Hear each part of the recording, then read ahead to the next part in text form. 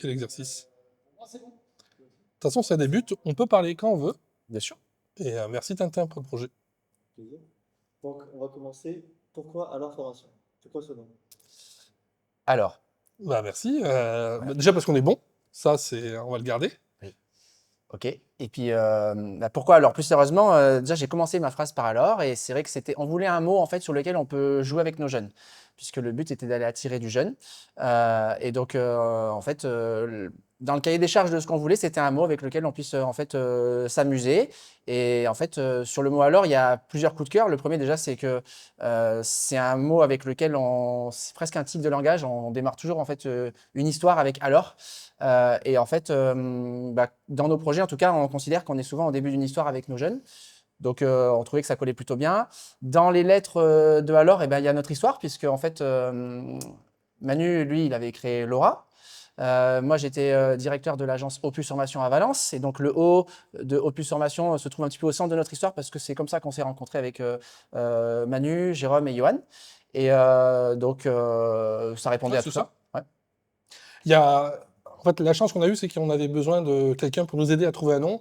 Il fallait qu'on trouve justement quelque chose qui allait fusionner l'ensemble des structures où on avait pu bosser. Et c'est l'équipe de Starteo qui nous a aidé à ça. Et c'est vrai que on avait besoin d'un tips sympa pour pouvoir justement créer cette image qu'on a maintenant depuis 2 ans et demi. Mhm. Et qui nous permet, notamment aujourd'hui, de faire quelque chose autour de ça pour faire perdurer le nom.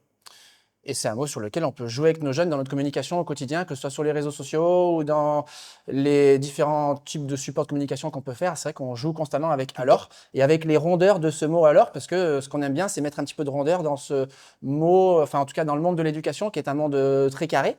Et nous, CFA Privé, le parti pris qu'on a choisi, c'est d'aller vers des valeurs dans lesquelles on se retrouve, mais c'est d'avoir beaucoup de rondeur dans nos méthodologies et les manières de faire. Et c'est comme ça qu'on attire nos jeunes. En général, en tout cas, on met le plaisir au cœur du quotidien de nos jeunes, et c'est avec alors, ce mot et tout ce qu'on y met derrière, qu'on arrive à les attirer. Ouais, c'est ça. Ok, nickel. Du coup, où se trouvent les locaux de alors formation? Très bien. Alors, qui répond à cette question? Alors, on en a plusieurs. Aujourd'hui, le siège d'Alors Formation, il est basé à Valence. On est zone de Briefos, dans la zone d'activité, qui nous permet d'avoir un bâtiment, il y a à peu près 1200 mètres carrés, des salles de formation et la partie back-office. Et c'est vrai que ça fait pareil. Comme le nom, on a choisi de basculer dans ces locaux au même moment où on a changé de nom, donc il y a 2 ans et demi. Euh, on a aussi des locaux à Montélimar, qui nous permet d'avoir une agence plus petite, qui vient de déménager il n'y a pas longtemps, qui est en plein centre de Montélimar, quai du Jabron. On a La clé d'entrée des deux, c'est qu'on est au cœur de la ville pour Montélimar et au cœur de la vie étudiante pour ce qui est de Valence. On est en dehors du centre-ville de Valence, mais dans une périphérie très accessible en fait pour les jeunes, que ce soit par les transports en commun et tout simplement dans en fait la zone de Briffaut à Valence, c'est une zone étudiante en fait, et c'était important d'avoir la proximité avec la population jeune, parce que encore une fois, on cherche en fait à être attrayant pour eux. Plus on va être facilitant pour les jeunes, plus ils vont s'inscrire chez nous, plus on pourra répondre aux entreprises qui font appel à nous pour leurs besoins en alternant. Et ces deux agences sont en Dromardèche. Et c'est effectivement l'empreinte territoriale qu'on veut avoir et la résonance qu'on a voulu des deux agences. Après, on a des locaux à Clermont-Ferrand sur un projet un peu différent. Au sens là, on répond à un grand compte, à un client qui a nous demandé de travailler sur une offre de service vraiment personnalisée pour lui. Mm. On a des locaux à Saint-Priest qui sont plus des bureaux, mais pour une partie de l'équipe qui est basée et qui fait pas mal de déplacements. Et on a un UFA qui est sous un autre nom que à leur formation, qui s'appelle ACE Academy, qui est basé à Belleville-en-Beaujolais, entre Mâcon et Lyon, et qui utilise aussi l'offre de service qu'on fait. Maintenant, je vais m'orienter sur le bâtiment de Montélimar. Euh, Pourquoi un nouveau bâtiment et à quel besoin cela répond? Alors pourquoi quand on est arrivé sur Montélimar, on n'a pas vraiment eu le choix. On s'est retrouvé à Montboucher-sur-Jabron, qui est une petite ville, un petit village à côté. Et c'était effectivement par non-choix. On n'a pas réussi à trouver ce qu'on voulait au moment où on en avait besoin. Et sur le fait d'attirer, comme disait tout à l'heure David, les jeunes chez nous, on a besoin que ça soit accessible par les transports en commun, par des gens qui veulent se garer. Et le lieu qu'on a choisi à Montélimar nous permet ça. vraiment. Oui. Mais, Enfin, le choix d'être en centre-ville de Montélimar, il répond à plusieurs besoins. Déjà, il répond aux besoins en fait des jeunes réellement, parce que le but est d'être au plus près d'eux, donc au plus près de l'activité de la ville, là où se trouvent également les prescripteurs, c'est-à-dire ceux qui en fait accompagnent les jeunes dans l'activité de l'emploi de la ville. Ils sont tous sur sur l'activité de centre-ville. Donc, c'était important pour nous en fait de s'implanter vraiment à cet endroit-là pour répondre en fait aux jeunes, à leurs prescripteurs et bien sûr aux besoins des entreprises du territoire montilien. Et puis l'agence, on a grandi. Elle est passée de 170 mètres carrés à 410, ou même 420. Et on va pouvoir intégrer un métier qu'on ne faisait pas jusque-là sur Montélimar, qui était les métiers de bouche.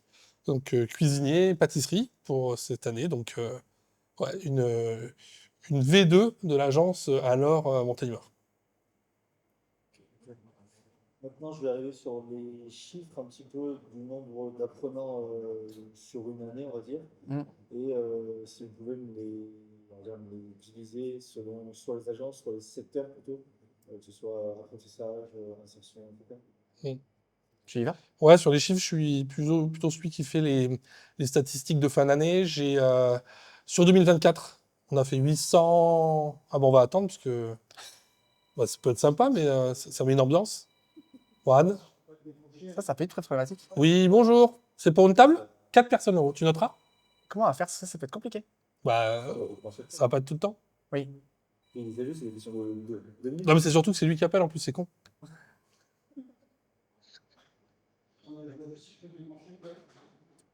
Oui, après. C'est branché. Un repas sans gluten, c'est ça?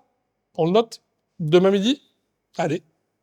Donc tu dis les chiffres, tu as 2400, tu as 800 et tu divises en deux. Leur agence, c'est la Non, Dormadèche. moi je fais les chiffres et tu réexpliques les deux pôles. La station par le sport. Moi je vais les faire aussi. On a. Alors pour les chiffres, à leur formation, c'est 2 secteurs d'activité. Il y a l'apprentissage et l'organisme de formation. Sur la partie organisme de formation, c'est plutôt l'insertion par le sport. Sur l'année 2024, il y a eu 150, 160 personnes qui ont été accompagnées. Et sur la partie apprentissage, c'est 850 apprentis qui sont rentrés sur des classes chez nous, sur l'ensemble des départements et des secteurs qu'on a.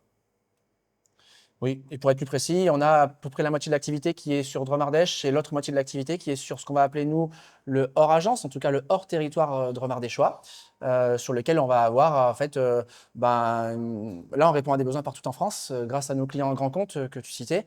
Et en fait, l'objectif, c'est de pouvoir aller capter des jeunes qui sont salariés d'entreprises un petit peu partout en France, dans les entreprises qui nous font confiance, et de leur proposer une offre en alternance pour monter en compétences dans leurs entités respectives et aller chercher évidemment une certification ou un diplôme en face de cette compétence-là et de ce métier.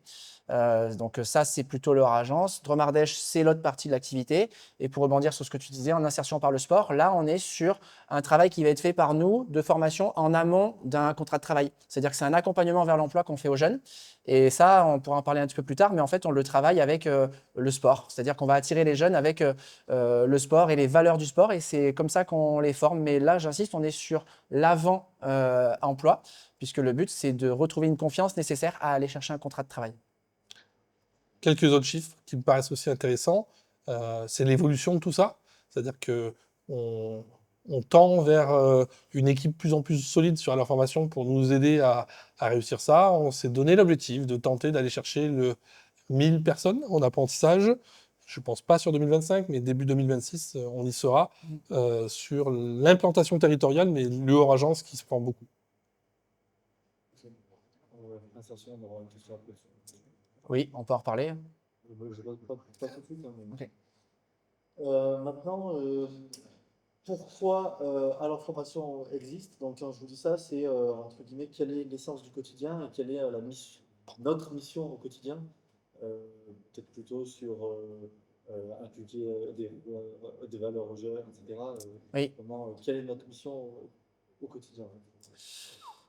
Ouais, alors là, c'est une réponse qui peut être longue parce qu'en fait, la mission de leur formation, si on prend le métier de base, en fait, il va être effectivement de former et d'accompagner des jeunes vers une montée en compétences et en fait la réussite d'un diplôme ou une certification.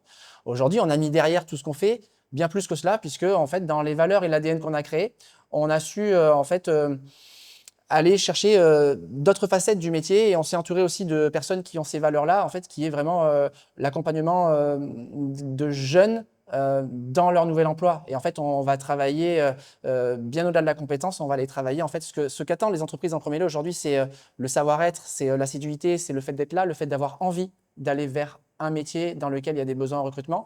Et en fait, on a effectivement mis en place tout un accompagnement qui va commencer par la remise en confiance en soi, en fait, pour aller faire un diplôme qu'ils ne connaissent pas et sur lequel, ben, nous, on est plutôt contents qu'ils aillent vers ce métier qu'ils ne connaissent pas, puisque c'est aussi pour ça qu'on travaille.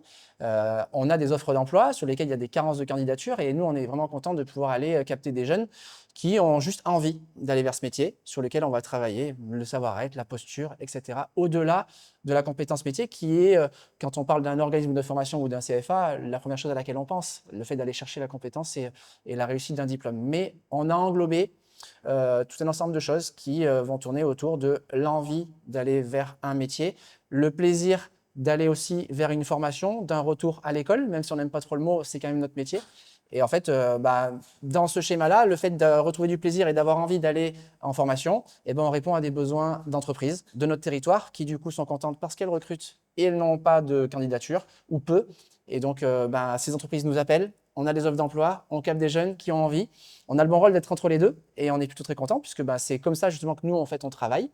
Et une fois qu'on a dit ça, en fait, on travaille avec des valeurs qui sont les nôtres et qu'on aime bien. Nickel. Tu me refais la même question, moi je vais passer sur un autre angle. Oui, bonjour. Oui, Oui, bien sûr. mais en fait, il Bah, faudrait qu'on arrive à couper le téléphone, non? c'est pas le même. C'est pas la même sonnerie. Ça, c'est un téléphone qu'on peut déplacer dans une autre salle? Parce qu'au pire, tu le mets en machin et on le fout. iPhone, c'est beaucoup. Il est en silence sur le côté. Il faudra qu'on y pense à tout remettre en ordre. C'était bien, non? Oh. Il me semble. Et moi je vais prendre l'autre partie. Je dirais, mais on fait ça aussi parce qu'on gagne d'emploi. Et on a une offre pour fidéliser les gens dans leur emploi. Tu veux que j'aille là-dessus ou tu vas? J'y vais moi. Ouais. Et je te complète peut-être. Ouais. C'est quoi la question, Quentin? Soi-même. C'était donc pourquoi l'information existe, en fait, quelle est notre mission au quotidien, notre essence, on va dire, au quotidien, nous. Alors. Et ben en fait, il y a une deuxième image qu'on peut avoir de ce qu'on fait aujourd'hui. David parlait vraiment de on recrute, on forme et on met en emploi vers un diplôme, mais aussi on a une vraie vocation sur les grands comptes de construire une histoire pour ces entreprises qui ont un gros turnover et un gros besoin de recruter régulièrement. Et toute l'offre de service qu'on a fait hors agence a vocation à répondre à ça. C'est-à-dire que on va construire des parcours de formation pour des nouveaux salariés ou même pour des salariés existants, afin de les amener vers une montée en compétences pour qu'ils restent dans l'entreprise et qu'ils grandissent dans l'entreprise. Et récemment, on a eu le cas sur des grands groupes où le taux de rupture réduit grâce à l'apprentissage que nous proposons. Et je pense que ça fait partie d'une offre qu'on est les seuls à amener comme ça, puisqu'on devient le CFA quasiment de l'employeur qui a entre 800 et 2000 salariés pour certains. Donc on parle de grands groupes. Oui, en fait, je complète, mais on s'est aperçu qu'en venant créer cette histoire, on fidélise en fait le salarié de l'entreprise parce qu'en fait, il fait le choix avec son N+1 de basculer vers l'apprentissage. Et en fait, on le fidélise, on pérennise en fait cette relation et on lutte contre le turnover. On s'en a aperçu avec des résultats à la clé significatifs où en fait, tout le monde est content parce qu'en fait, on se retrouve avec un salarié qui monte en compétence et qui va chercher un diplôme tout en restant dans l'exercice de son métier, avec une montée en compétences et un diplôme qui en fait est en face de son métier. Et en fait, en créant des parcours et des histoires, on s'aperçoit que finalement, on va venir tenir la relation sur des métiers où parfois la précarité entre en compte. On va tenir la relation entre un employeur et son salarié sur plusieurs années. Et donc tout le monde y est gagnant en fait dans cette histoire-là.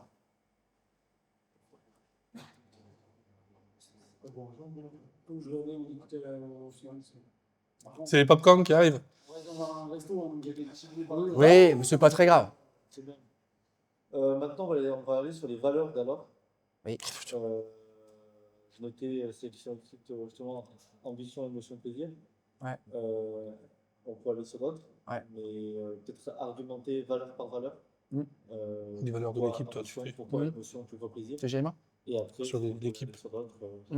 Moi, je vais juste commencer sur les valeurs qui, pour moi, qui a vraiment mis en œuvre depuis de nombreuses années le fait de se réunir tous sous la bannière Alors, la valeur pour moi, c'est vraiment la mise en emploi. C'est vraiment notre capacité à faire en sorte que l'économie des entreprises autour de nous puisse évoluer et donc passe par les salariés qui vont être heureux de travailler sur un métier dans l'entreprise où ils sont. C'est vraiment les valeurs de base pour moi de ce qu'on fait. Et après, c'est toutes les valeurs qu'on partage et qu'on se donne, et tu en fais partie quand tu Oui, en fait, les valeurs de base, en tout cas, elles sont avant tout humaines. C'est-à-dire qu'on a construit une équipe humaine. Et en fait, on est un métier dans lequel on doit accompagner des gens. Donc, ça s'est basé sur le fait d'aimer les gens. C'est-à-dire que les gens qui travaillent pour Alors sont des personnes qui aiment les gens et aiment les accompagner, aiment les faire grandir, les faire évoluer. Et on a tous une casquette un petit peu de grand frère ou de papa ou de maman, en fait, qu'on va lier avec nos jeunes parce qu'on est là pour leur donner envie de reprendre un parcours scolaire, ou en tout cas de le continuer. On y met vraiment le plaisir au cœur du quotidien, et le plaisir passe par le fait d'avoir une relation très humaine avec eux, plutôt d'égal à égal, une relation très authentique. Et c'est plutôt tout là-dessus que s'est créé l'ADN de Alors Formation. Alors ensuite, on y met des mots de plaisir, de folie, d'ambition, d'émotion. Mais en fait, tout ça se regroupe pour moi dans une relation authentique entre des hommes et des femmes qui en fait ont juste envie d'être dans l'entraide et la bienveillance envers des personnes qui cherchent un travail ou une formation dans un seul but en fait de prendre du plaisir dans leur quotidien. J'avais la suivante, c'était quelle est la place de l'humain chez Alors? Tu peux continuer sur ça? Ouais, en fait, le mot humain, David parlait de l'équipe, mais c'est aussi les rencontres avec les entreprises et les candidats. Aujourd'hui, ça fait plusieurs années, pour moi même bientôt 20 ans, toi même 15-20 ans, on recrute, on rencontre des gens, on rencontre des entreprises, et humainement, en fait, ça part au départ de ces échanges-là. Une entreprise qui souffre parce qu'ils n'arrivent pas à recruter, une entreprise qui souffre parce qu'il y a des gens qui rentrent, qui sortent toutes les semaines.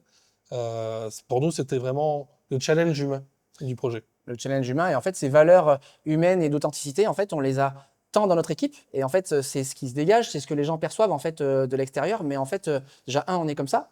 Et c'est d'ailleurs la raison pour laquelle, en général, on intègre l'équipe d'Alors, c'est qu'on se sent en fait dans l'appartenance à ce projet-là.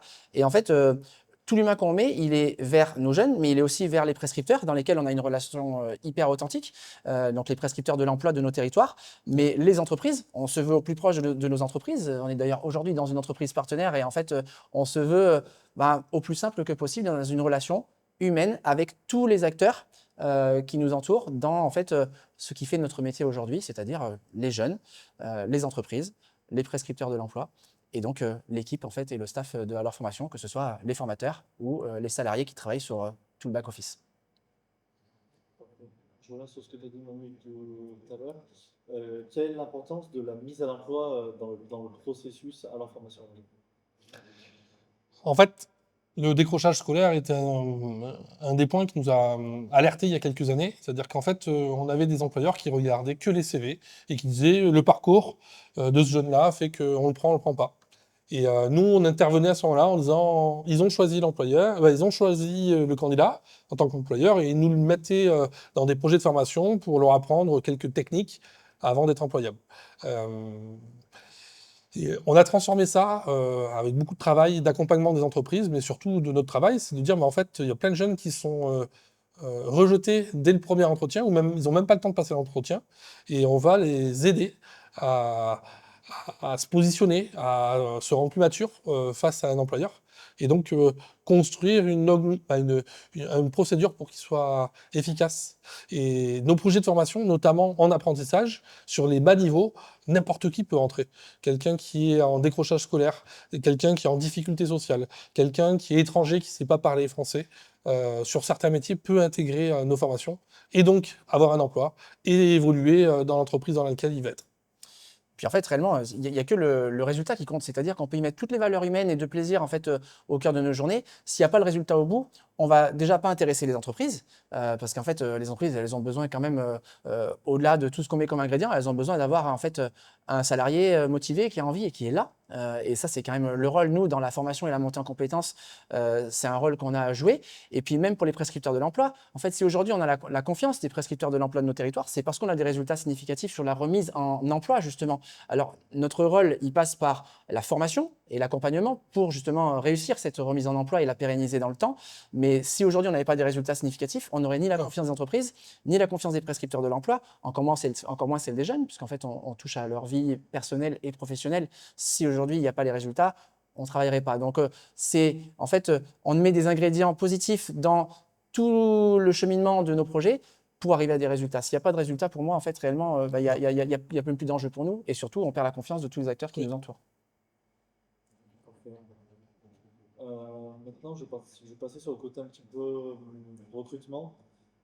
Comment se passe en fait le recrutement d'un apprenant chez quel processus? Ah, il y a plein de facettes, hein. Bah, moi, je l'ai utilisé ce matin sur une réunion Vas-y. face aux personnes que j'ai rencontrées. Pour moi, il y a 3 versions. Tu as la version où on se met à l'écoute des prescripteurs, on rencontre des candidats. Et ces candidats-là, on va écouter leurs projets et on va les amener vers les entreprises avec qui on travaille. On va les amener, ne serait-ce, à se positionner face à une entreprise qu'ils peuvent rencontrer tout seuls. On a l'entreprise qui recrute quelqu'un et qui va avoir besoin qu'on l'accompagne et qu'on trouve un candidat pour répondre à son besoin. Et on va ouvrir une offre d'emploi, rencontrer des candidats et lui présenter. C'est une version déjà différente. Et puis après, on a surtout mis en avant chez Allor, on a aussi mis en avant chez Allor qu'en fait, il y a dans les entreprises avec qui on travaille plein de jeunes qui sont déjà salariés dans l'entreprise et qui ont la possibilité de basculer dans l'apprentissage et d'utiliser ce dispositif pour se former et monter en compétences. Donc pour moi, il y en a 3, mais bien sûr, il y en a d'autres. Oui, non, mais je suis d'accord avec les 3. Juste sur la première, en fait, la première, on peut l'approfondir encore plus parce qu'effectivement, il va y avoir des jeunes qui vont venir chez nous s'inscrire, tout simplement. Ils vont venir aux portes ouvertes, ils vont avoir entendu parler de nous sur les réseaux sociaux ou dans une communication qu'on aura fait à l'extérieur. Et en fait, ils vont venir à l'accueil s'inscrire et on les rencontre tous. Mine de rien, on a créé chez Allor Formation des mini portes ouvertes, on appelle ça les informations collectives, mais tous les jeudis après-midi sur notre agence de Valence, où en fait les jeunes peuvent venir en fait s'informer sur toutes les formations qui sont à proposer et bénéficier d'un mini entretien. Déjà tous les jeudis après-midi, c'est possible. Donc ça, c'est un premier plus. On a créé également dernièrement en fait sur le mercredi des ateliers qu'on va appeler de TRE, de techniques de recherche d'emploi, où on peut accompagner des jeunes en fait à venir faire ou refaire leur CV pour pouvoir prétendre à un emploi sur lequel ils ont un projet. Et donc aujourd'hui, mécaniquement, on peut vraiment avoir plein de facettes. Alors il y en a 3, mais dans la première que tu as citée, en fait, réellement, il y a une multi-possibilité d'entrée en fait de nos jeunes, tout en sachant que nous, chaque personne qui va venir s'inscrire chez nous, et ça c'est une promesse, va être respectée comme une vraie candidature et va bénéficier d'un entretien, quoi qu'il arrive, pour définir et ses prérequis, et ses envies, et ses moteurs, et sur ce dans quoi il est prêt à aller comme métier et comme formation. Le mot jeune, j'aimerais juste le définir aussi, on parle de jeunes, c'est large, hein. On parle des 16-30 ans. Les 16-30 ans, donc on peut avoir des jeunes qui sont chez leurs parents, qui sont en fracture scolaire et qui sortent d'un lycée, mais on peut avoir des jeunes qui ne font plus rien et qui viennent de passer quelques mois dans le dur et sur lequel il faut les aider à se remettre en selle.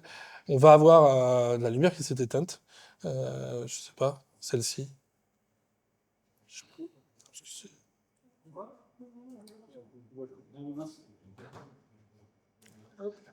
RQTH.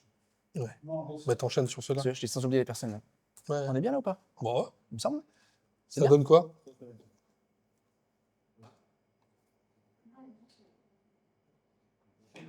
Il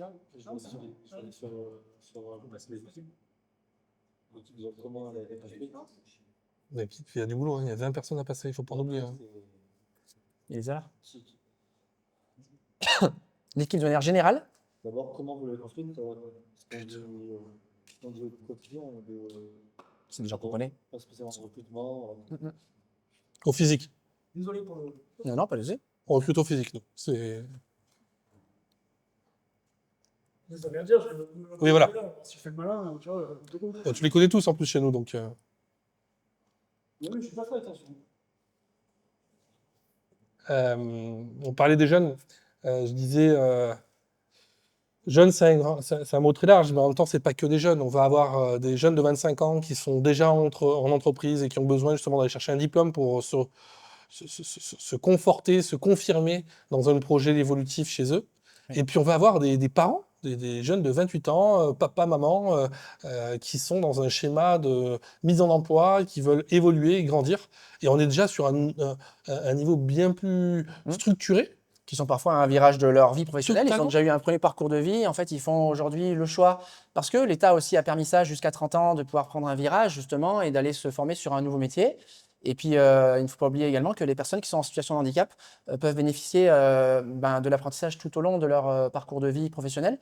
Et donc, on en a quand même beaucoup également au sein de leur formation. On est très attaché aussi à cette relation-là, de pouvoir accompagner des personnes, que ce soit dans un handicap qu'ils sont en train de vivre aujourd'hui ou en tout cas qu'ils ont toujours eu, de pouvoir les accompagner dans la construction de leur nouveau poste ou leur virage professionnel pour qu'ils puissent être en emploi demain.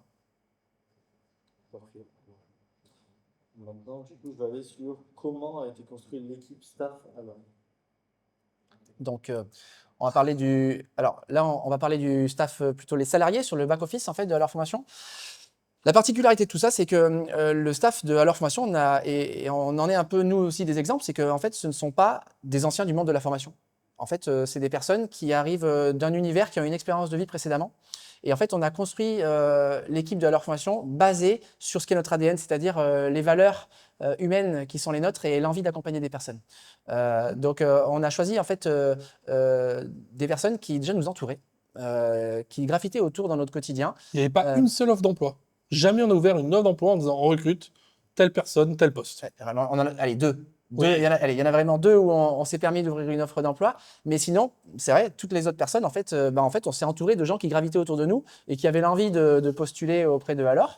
Et en fait, on a basé notre recrutement essentiellement sur les valeurs humaines et le fait de se ressentir dans un projet commun autour de l'ADN qui est celui de Alors Formation. Peu importe le parcours d'avant. Et donc, voilà, c'est plutôt. Et puis il y en a, on a bossé avec eux sur des indépendants qui étaient formateurs et qui sont restés chez nous. Il y en a, c'était les enfants de gens qu'on connaissait et qui se sont présentés à nous et on avait besoin et ça collait bien. Des clients. Des clients. C'est des partenaires de l'emploi, effectivement. Donc, il y a eu tout type de personnes, mais en tout cas, ce qui est certain, c'est que c'était que des personnes qui nous entouraient et sur lesquelles on avait déjà une affinité réellement pour travailler ensemble, que ce soit de par la fonction d'avant. Et puis, en fait, à partir du moment où on s'est senti à l'aise dans l'ADN et les valeurs communes, on a choisi d'y aller ensemble. Et beaucoup de filles, surtout, très important. Bon, on va passer sur chaque Ouais. Et c'est parti. L'intervention de chacun. Soit vous, comme on va... vous quatre déjà, donc chacun entre vous, déjà. Putain. Alors sur nous quatre, je peux te laisser toi parce que c'est plutôt toi le fondateur du Quatuor, en tout cas qui nous connaissait. On va commencer par ça, effectivement. 4 associés, 4 personnalités, 4 projets qui se sont réunis. On avait, moi, ça fait 15-20 ans que je suis dans la formation. Et j'avais déjà monté plusieurs projets. Et l'un des premiers interlocuteurs avec qui on a vraiment fait des choses, c'est Johan, qui à l'époque était formateur sur des projets que je menais et qui avait l'envie d'entreprendre avec moi sur un projet et des clients qu'on avait qui étaient la FNAC au niveau national. Très acteur, très souvent le punch d'avancer vite. En parallèle, il y avait David qui bossait déjà à Opus, avec qui on se croisait plusieurs fois par semaine pour boire le café. On a beaucoup partagé, on a bossé ensemble, on a créé une amitié ensemble.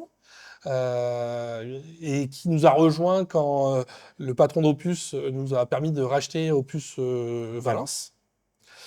Jérôme, qui lui, j'ai eu l'occasion de travailler avec lui il y a une vingtaine d'années dans la formation et qui cherchait à se renouveler, qui nous a rejoint aussi sur un projet. Et chacun de nous, on a son rôle. C'est vrai que parfois, c'est bizarre d'évoquer une entreprise avec 4 patrons, mais ces 4 patrons qui sont au même poids au sein du CODIR et des responsabilités. Donc, on peut les définir. On a Johan qui est vraiment sur les bâtiments, les travaux, l'organisation, le faire, d'avoir tout ce qu'on a besoin pour mettre en œuvre. On a David qui est plutôt sur la relation des équipes, l'organisation RH et l'animation des projets des formateurs. Beaucoup de travail sur les formateurs. Jérôme qui va être plus en charge de la partie finance, procédure, administrative. Et moi qui ai aujourd'hui le rôle, je sais même pas un rôle, mais la particularité d'être en relation souvent avec des grands comptes pour ouvrir des projets comme ça. Et souvent hors agence, si on peut le dire comme ça. En Beaucoup tout hors cas, quand agence. on dit hors agence, le mot est vaste, mais en tout cas, c'est hors mur, puisque aujourd'hui, alors, bah, la moitié de l'activité, on en a parlé, Ouais. est en dehors des murs des agences physiques que nous avons. Et donc, bah, ça, c'est plutôt effectivement Ouais. ton rôle. Et David il m'appelle Kems. Voilà, on est 4 personnes qui se sont retrouvées à se réunir. On a mis du temps, on n'a que 4 ans maintenant d'être associés. Mm. Et on a fusionné tous nos projets autour de ça, avec des responsabilités et des rôles différents. Et quand on a 4 repris terrains de jeu. 4 terrains de jeu. Ouais. Maintenant, on va aller plutôt sur les cadres des Victor. Est-ce que vous voulez faire un par un ensemble comme vous voulez? Ouais, Soit faire un par un. chacun en présentant, soit comme vous voulez. Ouais, donc ben, on peut les faire un par un. Donc, ben, si on le fait Chronologiquement. chronologiquement, en fait, aujourd'hui, donc, on a 2 cadres qui sont Audrey et Victor. Donc, en fait, l'histoire, c'est que moi, je travaillais déjà avec eux quand j'étais directeur de Opus Formation, c'est-à-dire que c'était vraiment les 2 piliers que j'avais à l'époque et que j'ai du coup encore aujourd'hui, puisque dans la fusion, on a conservé ce modèle-là. Ils ont 2 terrains de jeu respectifs. Donc, pour parler d'Audrey, du coup, Audrey, bah, moi, c'est une personne avec laquelle je travaillais déjà dans une autre vie qu'on avait chez Auchan. Donc, en fait, on se connaît par cœur. On évolue au quotidien depuis maintenant quasiment 15 ans. C'est vrai que bah, Audrey, aujourd'hui, c'est un pilier alors, qui a plusieurs casquettes, mais en tout cas, qui va, je dis toujours, elle se définit comme la responsable du pôle administratif. Et c'est vrai, c'est son rôle, mais elle a un rôle également de la responsabilité de tout ce qui va se passer sur l'activité hors agence, qui pèse la moitié de l'activité aujourd'hui. Et donc, voilà, elle va être bah, sur leur agence, sur le pôle administratif. Elle va être aussi la responsable des examens et de Calliope, qui est un axe aujourd'hui dans notre milieu, bah, voilà, qui est arrivé il y a quelques années et sur lequel on doit vraiment bah, s'activer au quotidien et activer toutes les équipes et tous les acteurs de notre univers au quotidien pour pouvoir répondre aux normes qualité qui sont celles de la formation. Donc, bah, ça, c'est plutôt le rôle Ah ouais. d'Audrey. Et Audrey, c'est vraiment avec qui j'ai moi besoin de bosser pour les projets hors agence. Parce que sur les diplômes, il y a un vrai enjeu d'aller chercher une réponse à ces entreprises qui veulent personnaliser le projet pour eux. En fait, ça, dès qu'on va avoir un axe de développement sur le hors-mur, c'est-à-dire ça, c'est plutôt le travail de Manu, on va aller voir des clients, il va y avoir des besoins qui vont naître et on adore le côté sur mesure. Donc, on essaie toujours d'avoir une réflexion entreprise et de comprendre comment est-ce qu'on peut adapter ça sur mesure. Manu est plutôt celui qui va réussir à ouvrir la relation et à avoir la compréhension du comment est-ce qu'on peut mettre en place cette offre sur mesure. Mais on a besoin de Audrey pour venir derrière cadrer tout ça, venir trouver aussi ben, en fait, les certifications et les diplômes qui peuvent répondre et l'organisation qui va répondre en fait aux besoins du client pour que tout ça en fait ben, soit fluide. Et Victor, c'est vraiment devenu quelqu'un chez nous qui a pris du coffre du volume, qui a vocation à donner un ancrage territorial de alors au quotidien avec tout le monde. Aujourd'hui, on est chez un client à lui et, euh, et c'est quelqu'un qui vraiment relaie tout ce qu'on peut dire depuis tout à l'heure. Oui, alors pour parler de Victor, alors Victor, moi je l'ai rencontré pareil, maintenant il y a un certain nombre d'années. L'histoire de Victor, c'est qu'en fait, c'est un ancien de la restauration, un ancien très bon de la restauration qui a travaillé dans des très belles maisons jusqu'en Suisse et qui, en fait, un jour a fait le choix de faire un virage professionnel, ce qui, en fait, est ben, ce que font plein d'apprentis et de demandeurs d'emploi chez nous. Et c'est vrai que bah, Victor, ça a été bah, un coup de cœur sur lequel, au début, c'était pas forcément projeté dans le monde de la formation, mais il y a eu tel coup de cœur que bah, il a plongé avec nous, avec moi, dans le milieu à l'époque de Opus Formation. Et en fait, voilà, on a construit notre histoire. Et en fait, on a construit une histoire dans laquelle on est lié. Souvent, on dit que le Victor est le nouveau David, et j'ai même pas forcément envie de dire ça aujourd'hui parce que Victor, il est en train de créer sa propre histoire et aujourd'hui, il a pris ben, la responsabilité de toute l'activité de Dromardèche. Alors, c'est le responsable du pôle recrutement. mais vraiment pas que, parce qu'en fait, Victor, aujourd'hui, il manage l'activité de Drumardèche. Et donc, ça commence à représenter beaucoup de personnes. Et c'est, comme on le disait tout à l'heure par rapport à Audrey, et ben là, c'est l'autre moitié de l'activité, en fait, réellement. Et ça pèse la moitié de l'activité de À leur formation aujourd'hui, cette activité de Drumardèchoise. Et ça, c'est le rôle de Victor, que ce soit, du coup, dans le management des équipes, dans la partie opérationnelle, dans l'animation de tout le projet Drumardèchois. En plus, effectivement, et ça, c'est quelque chose sur lequel il s'était projeté dans son virage professionnel, ce qu'on va appeler le commerce, où en fait, il est responsable du pôle recrutement et donc dans la relation entre des entreprises et des apprenants. Et en fait, effectivement, c'est ce qu'on va appeler le commerce dans la formation, mais c'est le pôle recrutement. Et il adore animer tout ça, parce que ça fait partie aussi d'une facette qu'il a en lui et qu'il adore développer. Et donc, voilà pour parler de Victor aujourd'hui. Ouais. Il y a Quentin Valla.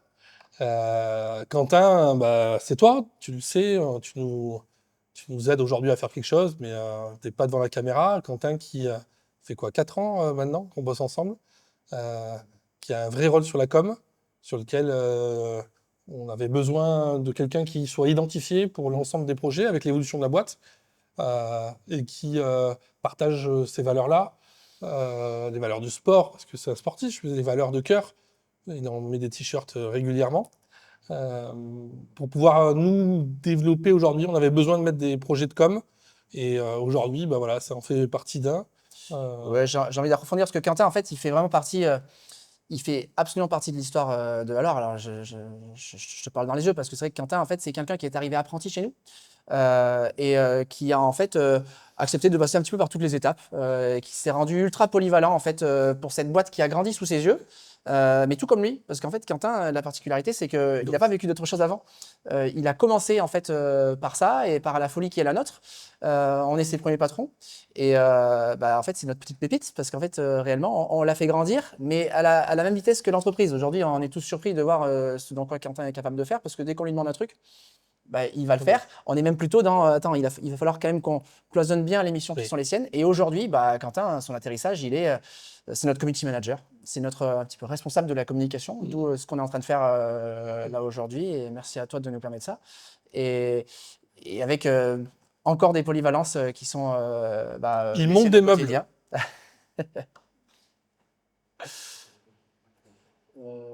Précis.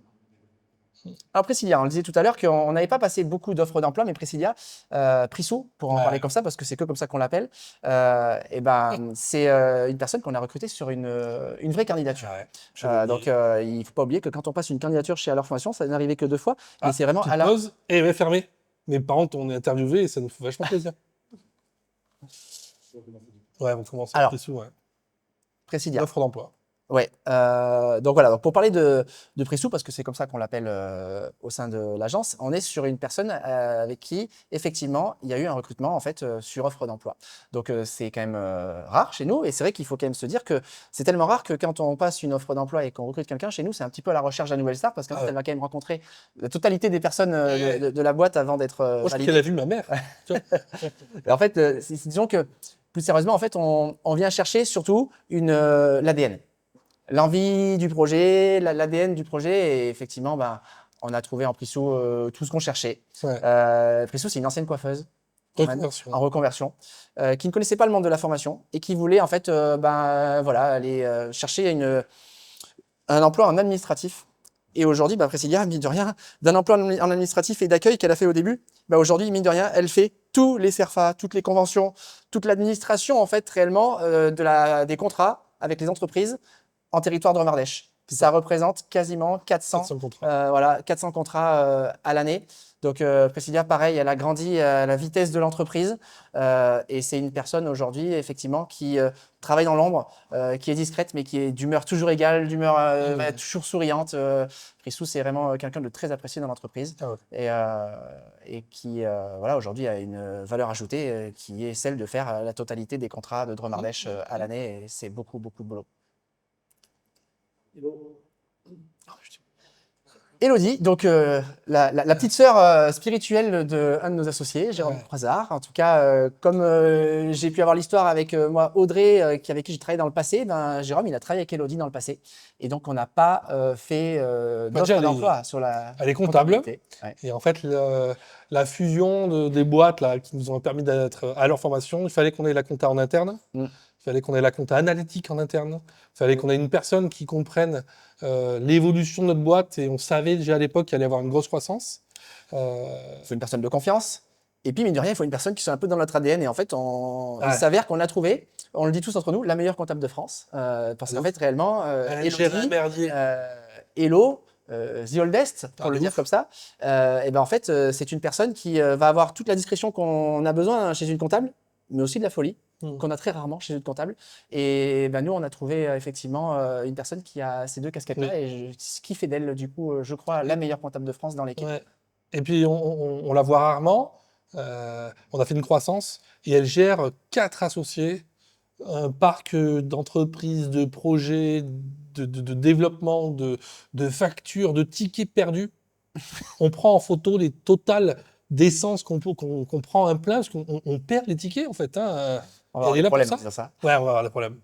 Mais ouais, c'est quelqu'un qui est très proche des associés parce qu'elle connaît des choses et qu'on a besoin d'elle aujourd'hui pour développer. Non, mais elle a cette faculté aujourd'hui que, effectivement, à être hyper réactive. Alors, oui, elle est bienveillante, elle est dans l'ADN qu'on a chez Alors Formation et dont on a besoin. Mais en fait, aujourd'hui, de par son métier, effectivement, elle pourrait être un petit peu dans un système où il faudrait qu'elle soit pas trop perturbée. Et mine de rien, on la perturbe tous un petit peu beaucoup.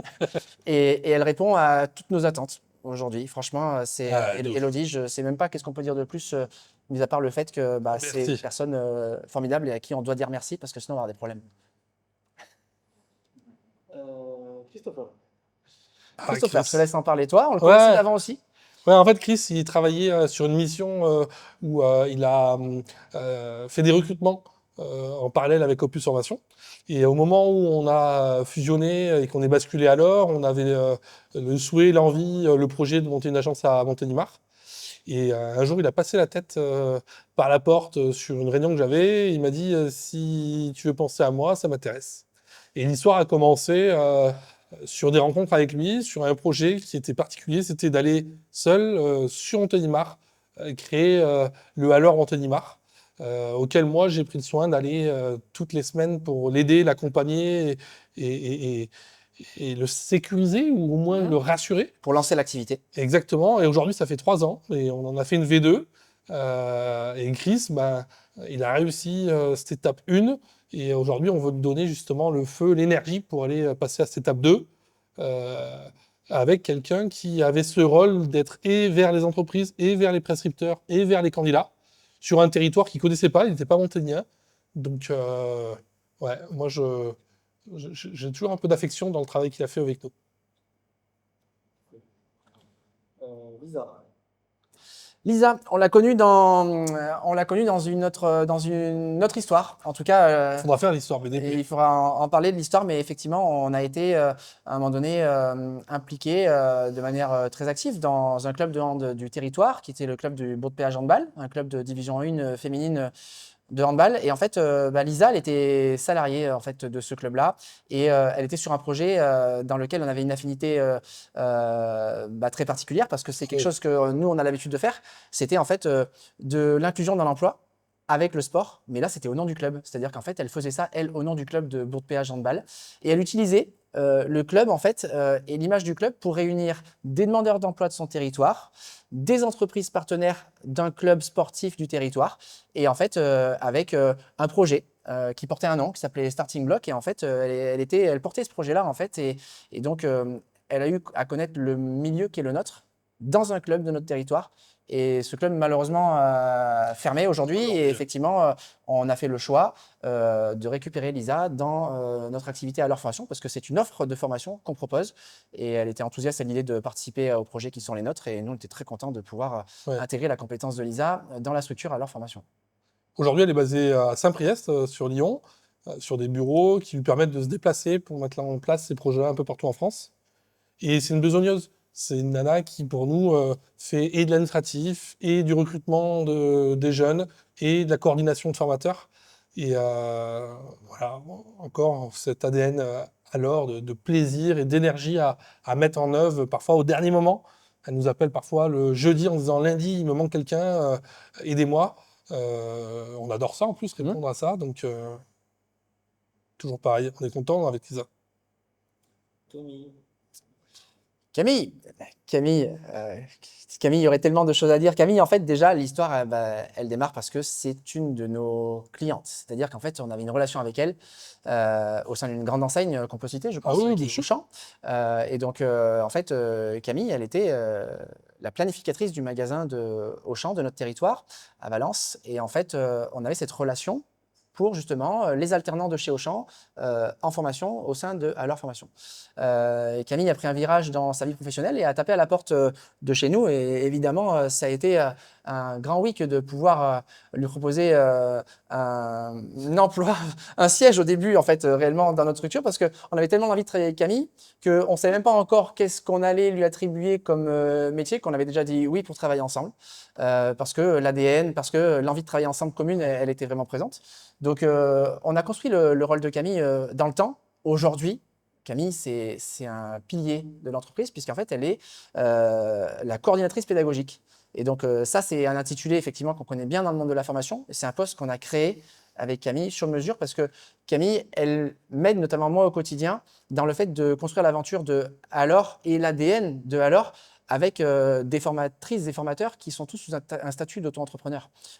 Donc, en fait, elle m'aide à venir conserver l'ADN et la folie qui est celle d'Alors, d'avoir des formateurs et formatrices qui en fait ne sont pas des profs dans l'attitude, qui sont plutôt des anciens du métier, dans lesquels ils ont envie de former, mais elle est avec moi dans la transmission de cet ADN dès le recrutement pour en fait faire en sorte que oui, on n'est pas des profs, mais qu'on puisse aussi répondre à toutes les exigences qu'il va y avoir dans un programme, une certification, et le cadre imposé par Calliope aujourd'hui. C'est-à-dire qu'on ne peut pas se contenter d'intégrer dans nos structures des personnes qui ont juste envie de transmettre, si je peux le dire comme ça, bien que ce soit quand même l'axe numéro 1 du monde de la Oui. formation. On a besoin d'aller chercher tout le contour et le cadre aujourd'hui qui est solide de notre milieu de la formation. Elle va être présente avec moi dès le recrutement et elle va assurer et la progression du formateur et son suivi tout au long de son parcours de formation et chaque année avec des entretiens individuels, annuels, Ouais. dans un seul objectif, faire progresser le formateur dans un ADN qui est le nôtre. Et Camille, elle a vraiment un savoir-être, une capacité à nous aider à faire en sorte d'être au courant de plein de choses. Elle est très impliquée dans le quotidien de l'agence de Valence, mais elle a des oreilles partout et elle fait en sorte qu'on soit une grande équipe. Cloche. Chloé. Chloé, on a eu la rencontrer également Ah sur ouais. le club de handball de Bourg-de-Péage. Donc, de cette histoire, en fait, réellement, parce qu'on l'a dit tout à l'heure avec Lisa, c'est que ce club, en fait, il a fermé, ce qui a été quand même sur le territoire plutôt une très mauvaise aventure, j'ai envie de dire un drame. En fait, on l'a tous très mal vécu, la fermeture de ce club-là. Ben, dans ce malheur, en fait, il y a quand même eu pour Lisa, Chloé et nous un bonheur, c'est qu'en fait, on s'est rencontrés et on a eu l'envie de travailler ensemble. Donc, Chloé, elle est venue taper à notre porte au moment où le club était en train de fermer, en nous disant, bah, en fait, franchement, l'ADN et les valeurs me plaisent et j'ai envie de travailler avec vous. Et donc là, pareil, et c'est là que dans ce qu'on dit, tout est vrai, c'est qu'en fait, réellement, on s'est rejoint sur l'ADN et les valeurs, sur l'envie de travailler ensemble, et en fait, on a créé le poste de Chloé. Ouais. Et donc, voilà, aujourd'hui, Chloé, elle répond à nos besoins sur l'inclusion dans l'emploi par le sport, c'est-à-dire tous ces projets qu'on fait un petit peu partout en France, sur le fait d'accompagner des jeunes à travers des groupes qu'on va mener, franchement, dans plein de villes de France. Et donc, elle nous aide à monter ces projets-là. Et elle fait également partie, en fait, du pôle recrutement Dromardèche, sur laquelle elle va avoir un enjeu de relations apprenants et entreprises qui nous permet effectivement d'avoir une activité sur Valence et Montélimar significative. Ce qui est très rigolo chez Chloé, c'est qu'elle cherchait, elle cherchait non pas un poste, mais un employeur. Elle cherchait un endroit où elle pouvait partager, évoluer, grandir. Et c'est vrai que chez nous, c'est vraiment ce qu'on cherche à proposer à nos équipes, parce qu'en fait, l'entreprise va grandir avec. Et elle a réussi à faire sa place et à pouvoir justement tester différents jobs qui sont les nôtres, puisque il y a des fois elle fait de l'administratif, il y a des fois elle fait du recrutement, il y a des fois elle va coordonner des formateurs. Donc voilà, un bel espace de jeu pour elle, et elle s'éclate. Julie. Julie. Julie, à chaque fois qu'on parle de quelqu'un, je dis Eh, Julie. Alors, Julie, en fait, Elle était formatrice. même pas. Elle est venue faire une formation FPA chez nous. Julie a été avant tout, en fait, une apprenante dans le cadre de son projet professionnel qui était d'aller chercher le titre professionnel, formateur professionnel pour adultes. C'est ça. Donc, en fait, elle a vécu chez nous en tant que stagiaire de la formation. Et puis, en fait, on s'est aperçu qu'elle était de Clermont-Ferrand. Au moment où, en fait, toi, tu étais en train de développer le secteur de Clermont-Ferrand. Et puis, on a appris à se connaître. Et là, je te laisse la parole parce que c'est plutôt toi. En fait, au début, on avait besoin de tester la relation avec l'entreprise. Pour mettre un formateur en place, ça a été assez simple. Et puis très vite, on a constaté que sur place, à 2h30 de Valence, il fallait un relais. Donc on a demandé à Julie de faire et formatrice et relais territorial de plein de petites missions qu'on lui donnait. Et puis ça a duré quelques mois. Oui. Et un jour, on lui a dit, mais en fait, on a besoin de toi au quotidien parce que dans la formation, on n'en a pas beaucoup parlé depuis tout à l'heure, mais on doit faire passer des diplômes à des gens. Donc on doit créer des jurys et les amener à ces jeunes-là à passer devant les jurys pour passer leur examen. Et elle avait ce rôle-là. Donc on a pris des locaux il y a maintenant 1 an et demi, 2 ans. Et aujourd'hui, elle a vocation à être la pilote des locaux de Clermont avec ce lien entre les formateurs, l'entreprise et les jeunes en apprentissage, c'est chez eux. Oui. L'intitulé, c'est chargée de formation, en fait, réellement. Elle va tant participer à l'administration des contrats avec nos clients sur Montélimar, mais elle va être aussi, du coup, la première personne et la seule personne qu'on voit salariée, en fait, réellement sur Clermont-Ferrand. Donc, c'est elle qui ouvre, c'est elle qui ferme, c'est elle qui accueille, c'est elle qui coordonne. Et puis, c'est elle aussi qui va, du coup, participer à l'organisation des examens. C'est-à-dire la finalité de ce temps pour qu'on forme, c'est en fait un examen un jour J où nos jeunes viennent se présenter devant un jury qui n'est pas nous, habilité par le ministère du Travail. Et tout ça, il faut l'animer, il faut le coordonner. Et c'est le rôle de Julie, donc très complet sur le secteur de Très large. Clermont-Ferrand. Alexandra. Alexandra. Alors, Alexandra, comment on en parle d'Alexandra? Ouais, Alexandra, ce qui est. En fait, le projet de la. Moi, j'ai connu Alexandra il y a de nombreuses années. J'avais besoin à un moment d'un coup de pouce à Montélimar. Et elle nous a donné un coup de pouce à Montélimar en allant faire de l'administratif, en ouvrant l'agence. Et dans la croissance qui est la nôtre, on a un poste qui est complexe, qui est lourd, qui prend du temps, qui est à charge de Jérôme, qui est la facturation. La facturation, aujourd'hui, c'est pour 2024 un temps plein pour Alexandra, qui travaille à vérifier que chaque candidat a bien un accord de prise en charge et puis après facturer, mettre en œuvre la procédure auprès des OPCO.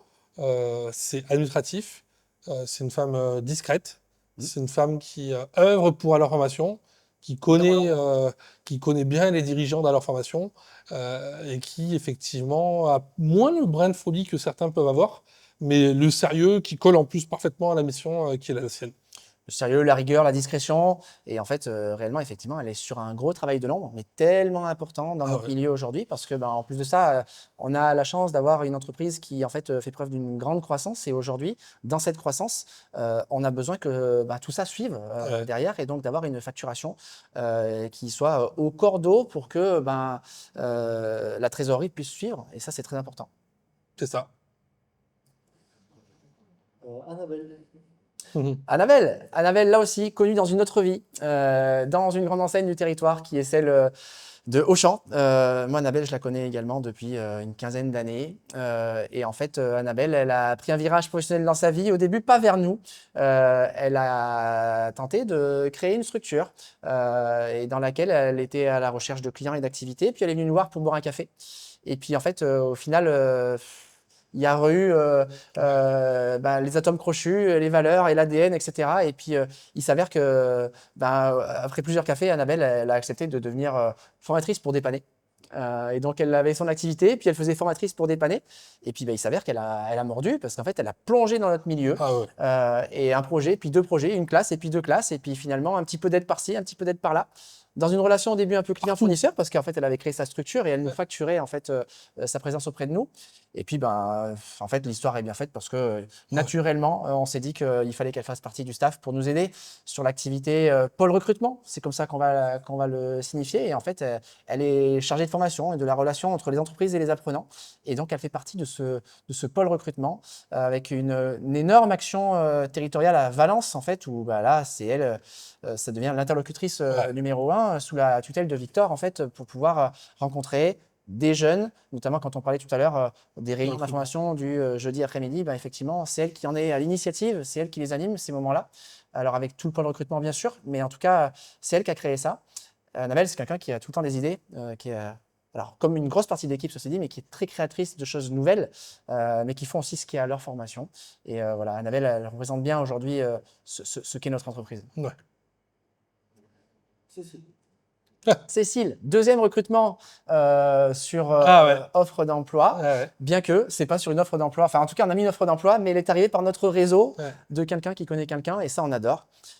Donc, effectivement, elle est passée par un vrai recrutement. Elle a eu des entretiens, plein d'entretiens, parce qu'on adore, En fait, que on a les parlé personnes soient validées par tout le monde chez nous. C'est ça, et en fait, on a le bâtiment de Valence qui a vraiment pris une ampleur, un volume de passage de jeunes, Mm. et on avait besoin absolument de créer un accueil, une Mm. personnalité, un rôle qui avait vocation à pouvoir répondre au téléphone, être le fil rouge de tous les candidats qui allaient rentrer dans ce bâtiment, mais pas que.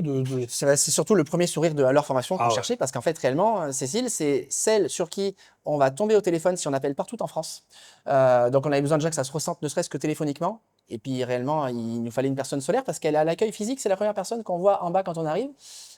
Et donc, ben, elle a beau avoir eu plein d'entretiens. En fait, réellement, si on dit la vérité, ça s'est joué quasiment sur un regard. Parce De qu'en ouf. fait, Cécile, en fait, bah, voilà, pour ceux qui la connaissent, c'est quelqu'un où ça se voit tout de suite. C'est une personne dont on a envie d'être accueilli. Là, on pourrait mettre plein de superlatifs, mais je pense que c'est vraiment la bienveillance et la gentillesse qui sont les premières choses qui me viennent moi à l'idée quand on parle de Cécile.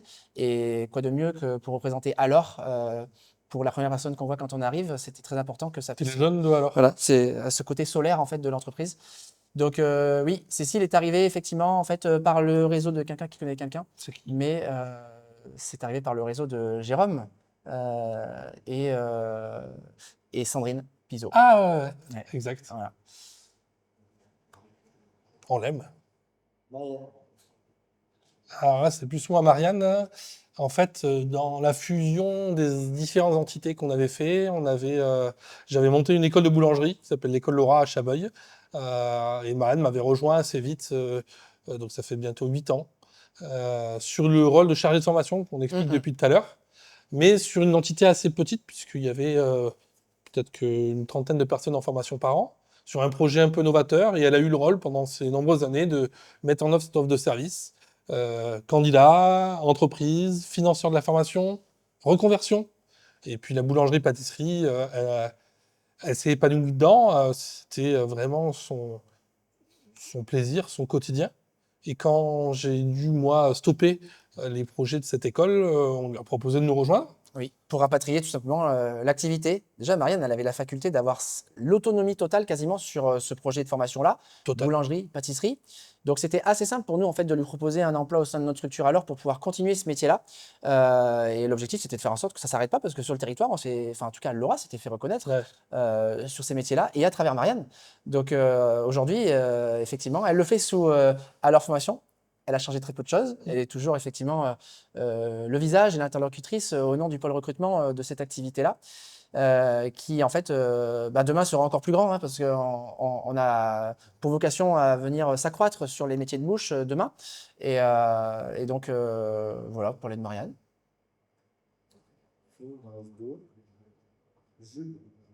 Jules, la dernière recrue. Ouais. Oui, dernière recrue. Et ben, c'est sur la partie qui me concerne plus, le fameux ordre en Ardèche. En fait, j'ai de plus en plus la possibilité de rencontrer des grands comptes. Et un grand compte, dans mon vocabulaire, c'est plus de 800 salariés. Et parfois, on oublie de relancer, on oublie, ou j'oublie moi, d'aller chercher des potentiels clients qui vont avoir vocation à pouvoir bénéficier de l'offre de service d'alors. Et donc, début d'année, on a fait le choix de proposer un poste sur le fait d'aller chercher ces clients-là et de leur vendre nos projets de formation. Et Jules, qui avait eu l'occasion de travailler avec nous il y a 2 ans sur des projets, vient du monde du handball féminin. Il a été manager général, avec qui on a déjà eu des contacts, des projets, des envies de partager. On a travaillé ensemble, basé à Lyon, et qui a vraiment vocation pour nous aujourd'hui de mettre en œuvre cette offre sur l'ensemble du national avec une personnalité qui évolue puisque c'est tout récent. On ne pourra pas encore détailler tout ce qu'on pense de Jules parce qu'il avance, il s'approprie ce monde-là sur lequel il faut un peu d'expérience pour se sentir à l'aise. Très bien. Et enfin, Ingrid. Ingrid, l'avant-dernière rentrée Ouais, c'est dans la Ingrid, structure, en l'avant-dernière. tout cas dans le staff salarié, parce qu'en fait Ingrid, on a eu la connaître, là pareil, hein, Il y a c'est 4 ans. arrivé par le réseau il y a plus de 4 ans, c'était à l'époque encore d'Opus Opus. Formation. Ouais. Ingrid, elle nous a accompagnés en tant que formatrice sur les projets d'inclusion qu'on a sur le territoire, et je dis inclusion volontairement et pas forcément par le sport, parce qu'elle a été tout fait. actrice de tous les projets inclusifs qu'on a pu avoir dans les 4-5 dernières années. Ingrid a une énorme sensibilité sur ce sujet-là. Elle a ce vrai rôle de maman bienveillante avec nos stagiaires. Et puis, en fait, au fil des mois et des années, Ingrid, en fait, elle a fait son trou, et comme une évidence, en fait, on lui a proposé d'intégrer le back-office, et elle a aujourd'hui, en fait, plusieurs casquettes. Effectivement, en fait, elle nous aide déjà en tant que coordinatrice des BTS, parce que c'est aujourd'hui une activité qu'on a de l'éducation nationale, sur lequel on a un besoin de coordinatrice à tous les niveaux. C'est-à-dire qu'on a un besoin déjà de relations avec les jeunes dès le début, pour les accompagner en fait dans leur démarche de chercher une alternance dans les entreprises du territoire pour pouvoir faire leur BTS en alternance au sein de notre structure. Et puis ensuite, une fois qu'ils sont là, il y a besoin de coordonner tout ça, parce que en fait, qui dit BTS dit plusieurs formateurs, beaucoup de formateurs d'ailleurs, et qui ont besoin de passage d'informations quotidien. Et ça, c'est vraiment le quotidien de chaque semaine et chaque année chez nous. Les conseils de classe, il faut animer tout ça. Et donc, Ingrid a ce rôle-là. Mais en plus de ce rôle-là, elle a ce rôle aussi de référente handicap de la structure.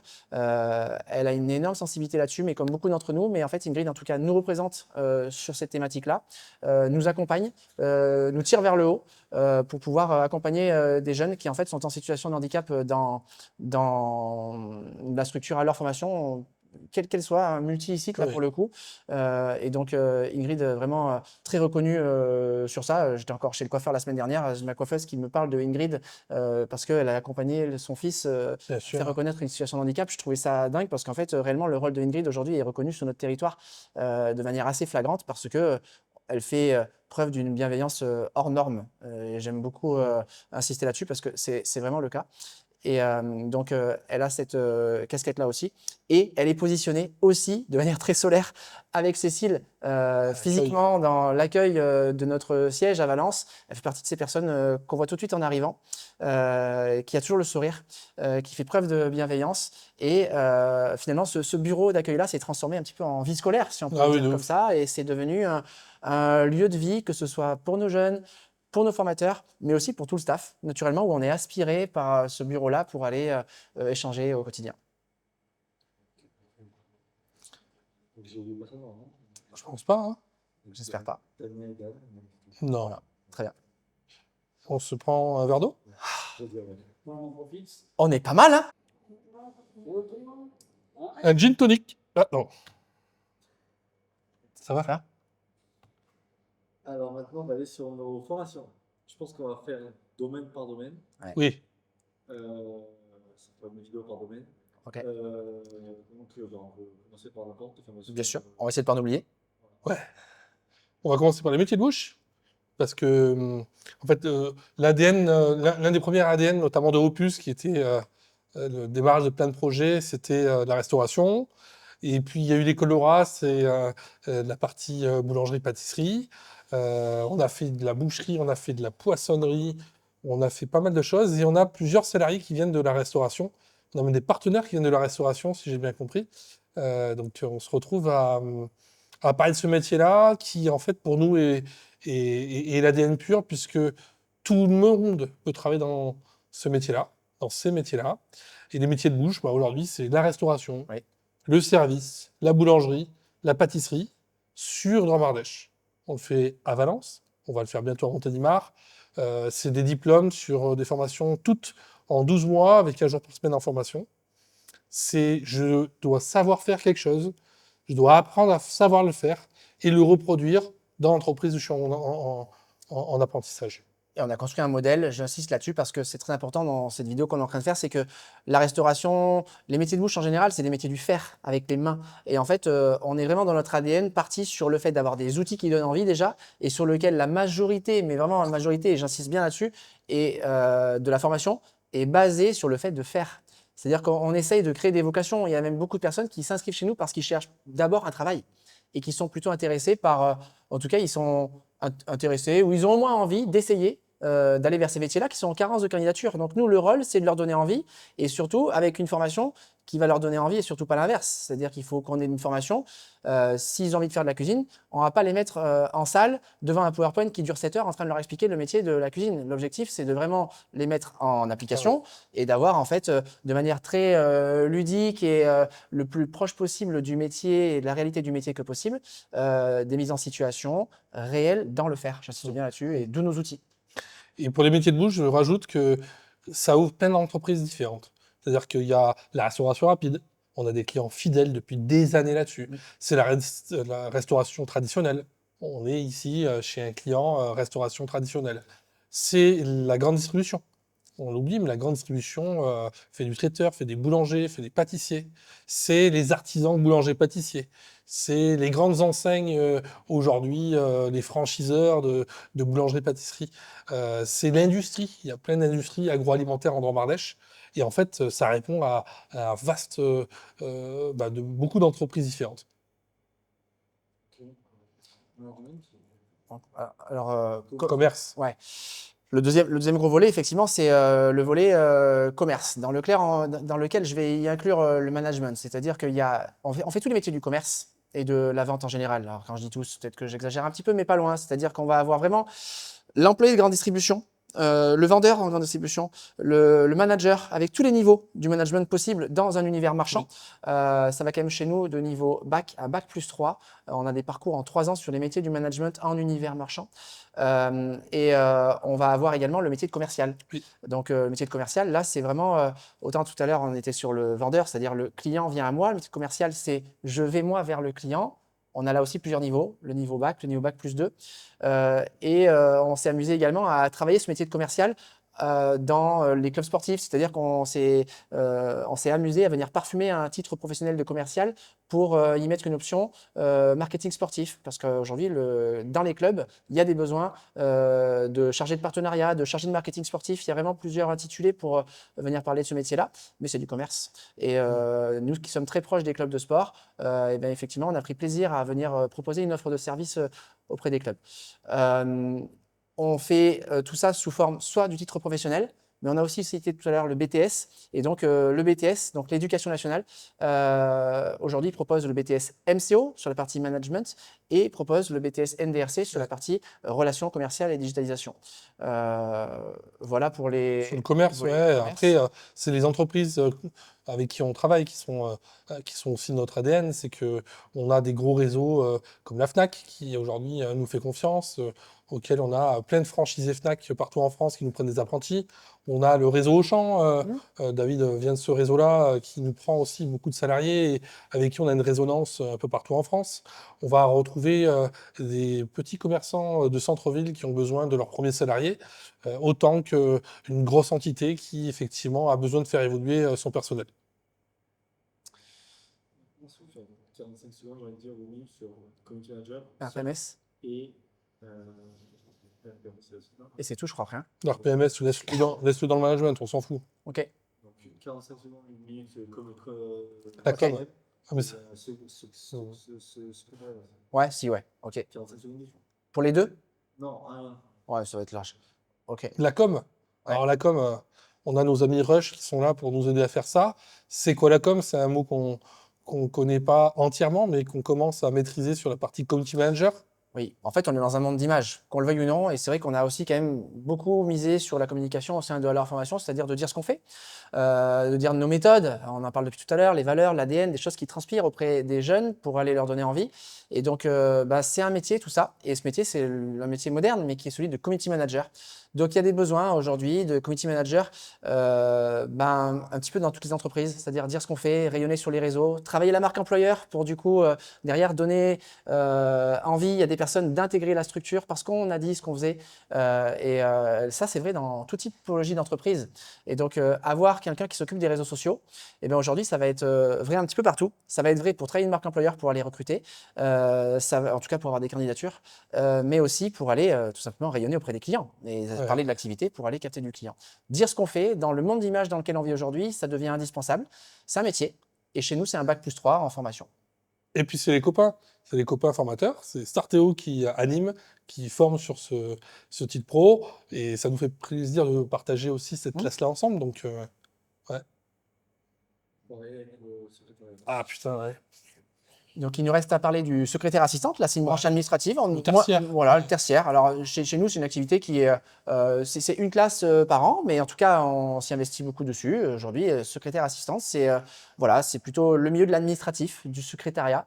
Voilà, chez nous, ça représente une classe dans l'année qui est ouverte plutôt au mois de novembre en général et qui est ouverte à toute typologie de personnes, notamment des personnes qui sont en reconversion professionnelle, parfois liées à un handicap. Oui. Et on a eu même fait parfois des classes secrétaires assistantes avec uniquement des personnes en situation de handicap. Alors aujourd'hui, c'est ouvert à, j'insiste bien, à tout le monde, mais c'est souvent dans le cas d'une reconversion que des personnes vont vers ce titre-là et on y participe à notre manière. Et voilà, on est très content de faire ça avec là aussi des formatrices, des formateurs qui viennent du milieu et qui ne sont pas des profs.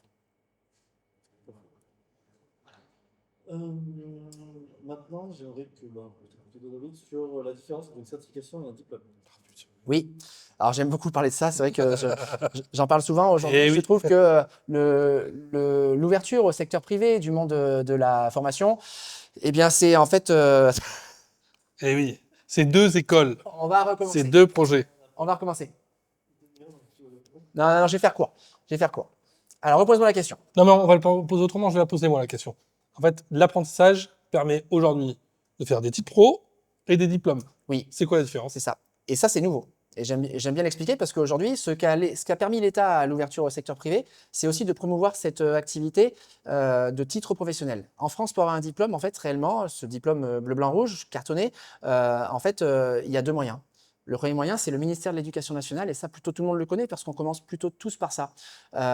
Et donc là, ça délivre effectivement des bacs pro, des BTS et tout ce qu'on connaît de l'Éducation nationale. Il y a un deuxième moyen, c'est le titre professionnel. Et ça, le titre pro, c'est le ministère du Travail qui le délivre. Il y a quasiment aujourd'hui un titre pro par grande famille de métiers. En fait, quand on est sur les titres pro, on parle de certification. Quand on est sur le ministère de l'Éducation nationale, on parle de diplôme. Aujourd'hui, c'est reconnu pareil. Voilà, c'est reconnu pareil. C'est-à-dire que ça a la même valeur et c'est important qu'on puisse le promouvoir parce que dans l'éducation nationale, souvent, on va chercher un niveau intellectuel. Et dans le ministère du Travail, ce qu'on va chercher, c'est avant tout un métier qui nous plaît et sur lequel on a envie d'aller chercher une compétence et une formation qui est en face d'un métier qui nous plaît. Et on a des populations qui sont parfois beaucoup plus en bonne connaissance et en bonne maîtrise de ce qui est moteur pour eux, en fait, quand ils font le choix d'aller vers un titre pro, parce que en face du titre pro, il y a un métier. Et chez nous, on joue beaucoup de ça parce qu'en fait, vu qu'il y a un métier et qu'il n'y a pas les matières générales qu'on retrouvera dans l'éducation nationale d'ailleurs, eh bien en fait, on se concentre là aussi beaucoup sur l'exercice du métier. Alors quand c'est des métiers du faire, on est vraiment très dans le faire. Mais même dans le management, on essaye d'intégrer au maximum que possible des jeux de rôle pour en fait Des mises en situation. des mises en situation qui font qu'en fait, on n'est pas formé devant un PowerPoint pendant 7 heures sur des métiers où en fait réellement, on vient juste chercher une passion et le fait de faire. Je vais revenir justement sur ce que tu viens de dire. Dis-moi peut-être justement la différence entre l'éducation nationale et le ministère du Travail, notamment sur tout ce qui est matière générale. Oui, Je vais le prendre là, moi. En fait, ce que je pense qu'il faut vraiment qu'on différencie, c'est que le contenu entre les deux peut se ressembler énormément sur la partie compétence et la partie métier. L'éducation nationale, c'est un projet sur lequel on va aller grandir, notamment des plus jeunes, et qui ont besoin encore de se structurer, qui ont encore besoin d'un cursus assez classique. Et on le fait, peu, mais on le fait notamment beaucoup en Dromardèche. Ensuite, le titre pro, c'est vraiment j'apprends un métier et je suis parfois déjà dans ce métier-là et je viens valider un niveau, un diplôme, une certification pour être reconnu. Et ça, pour moi, je pense que c'est une vraie valeur ajoutée des projets qu'on mène pour pouvoir justement le déployer sur toutes les entreprises avec qui on travaille. Mais la grosse différence entre les deux, et c'est ce qu'on voulait dire là, c'est qu'en fait, dans l'éducation nationale, il y a des matières générales. On va avoir de l'anglais, de la culture G, des matières générales. Et sur un titre pro, il n'y en a pas. On n'est que sur l'intitulé du métier. Et chez nous, réellement, sur la matière professionnelle, si on peut le dire comme ça va souvent être carrément les mêmes formateurs et formatrices, parfois même la même utilisation en termes d'outils de bouquins, si je peux le dire comme ça. Et je vais prendre un exemple. En fait, le BTS MCO de l'éducation nationale, en face, on va avoir le titre pro, assistant manager d'unité marchande, suivi du manager d'unité marchande. Et en fait, en 2 ans, on va également avoir un niveau similaire en bac+2 avec franchement la compétence professionnelle qui est quasiment la même. Mm.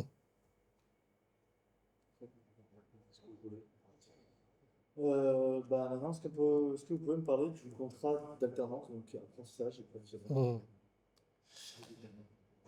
Alors, Alors, l'alternance, il y a 2 contrats différents. Il y a le contrat de professionnalisation et le contrat d'apprentissage. Aujourd'hui, il faut parler du contrat d'apprentissage uniquement, quasiment, puisque c'est ce qu'on fait, même si on sait faire les contrats de pro. L'apprentissage, ça a 50 ans en France. C'était il y a encore 5-6 ans de ça, 350 apprentis en France. Aujourd'hui, c'est 1 million d'apprentis en France. Et, c'est un dispositif de formation. C'est pas le diplôme, c'est une manière d'aller chercher un diplôme qui peut aller entre 1 an ou 2 ans et qui lie une entreprise, un CFA et un candidat. Mais ça, tu le fais Oui. tout le temps. Oui, carrément. Alors après, effectivement, l'alternance, c'est le fait d'alterner. Et donc, le contrat d'apprentissage, aujourd'hui, c'est le contrat qui est très mis en avant parce que réellement, effectivement, il y a des aides qui sont très significatives sur ce contrat-là, que ce soit pour les entreprises ou aussi pour les candidats. Le contrat pro, il continue d'exister quand même. C'est important de se le dire parce que si des personnes qui nous écoutent aujourd'hui sont de plus de 30 ans et qui n'ont pas de situation de handicap et que si elles veulent continuer de se former, en fait, il va falloir qu'elles aillent vers ce contrat-là qui est un contrat, là aussi, d'alternance, c'est-à-dire sur lequel on va alterner entre de la formation et l'entreprise. Aujourd'hui, c'est vrai, l'accent il est mis sur l'apprentissage. Ça va être réservé du coup aux moins de 30 ans et ou aux personnes en situation de handicap, sur lesquelles il y a des aides qui sont très significatives, que ce soit pour l'entreprise ou aussi pour le candidat, qu'on pourrait détailler un peu plus tard.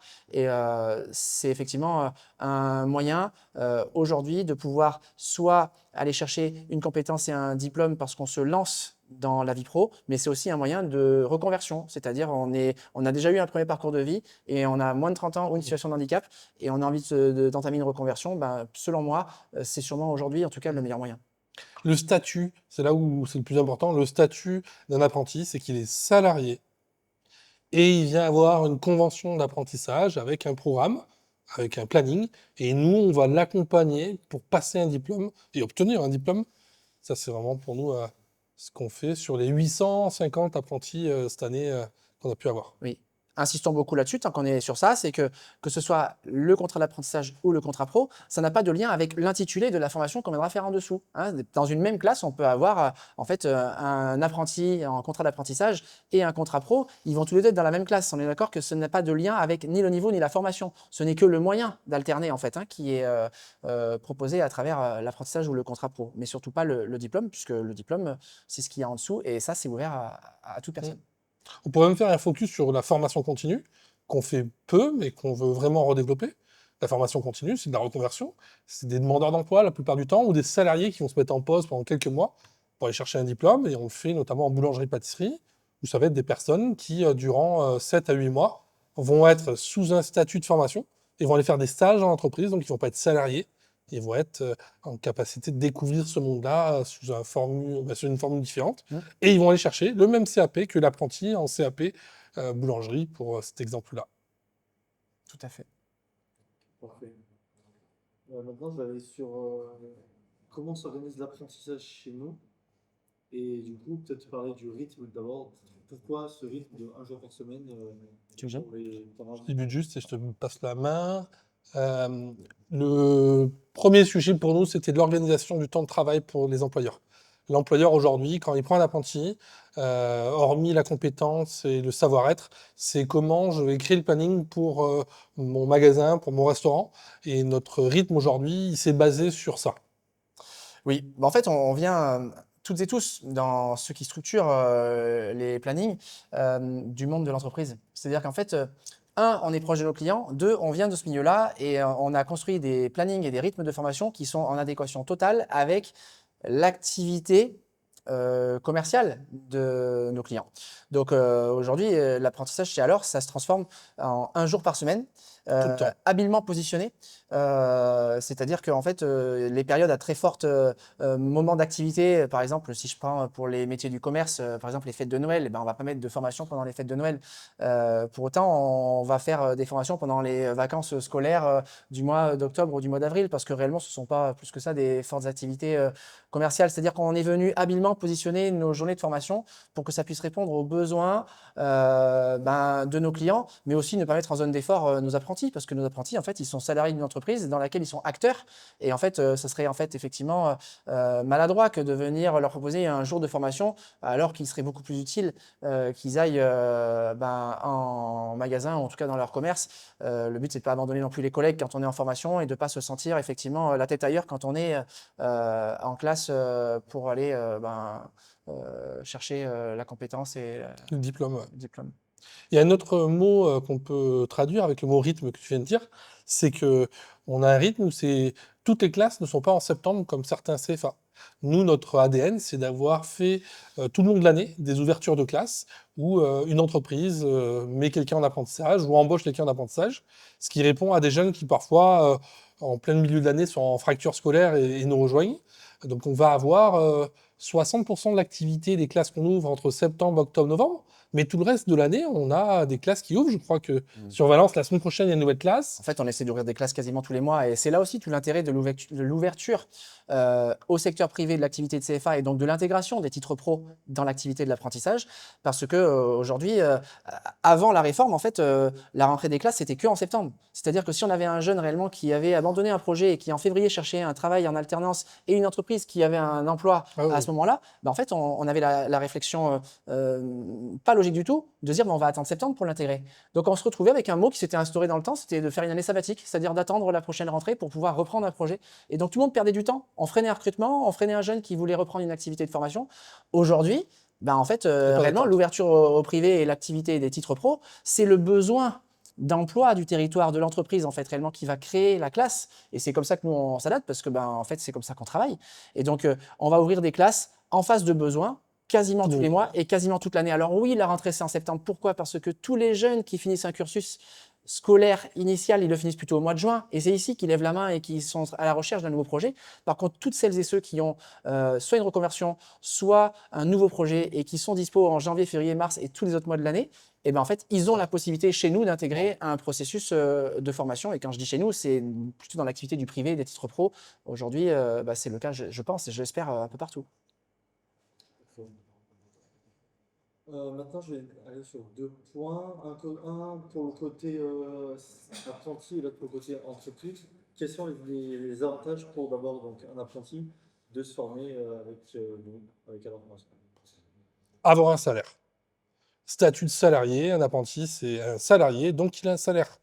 Donc il a une économie qui lui permet de se lancer dans la vie, de pouvoir payer ses charges, de pouvoir s'épanouir, grandir et créer la consommation locale. Et pour moi, c'est vraiment la valeur une. Donc ce qui dit salaire dit organisation de sa vie, épanouissement, maturité. Prise de son envol. Prise de son envol. Prise de son envol, tout simplement. Alors après, c'est vrai qu'on est CFA, nous sommes centre de formation. Alors évidemment, ce qu'on doit mettre en premier, effectivement, c'est la formation qu'on va proposer en face de ce travail et de ce salaire qu'il va avoir. Donc, qui dit formation, on va dire montée en compétences, certification au diplôme. Ça, c'est notre métier initial de base, auquel va s'ajouter aujourd'hui, quand c'est en apprentissage, tout ce que l'État a mis en place et qui aujourd'hui est très attrayant pour le jeune.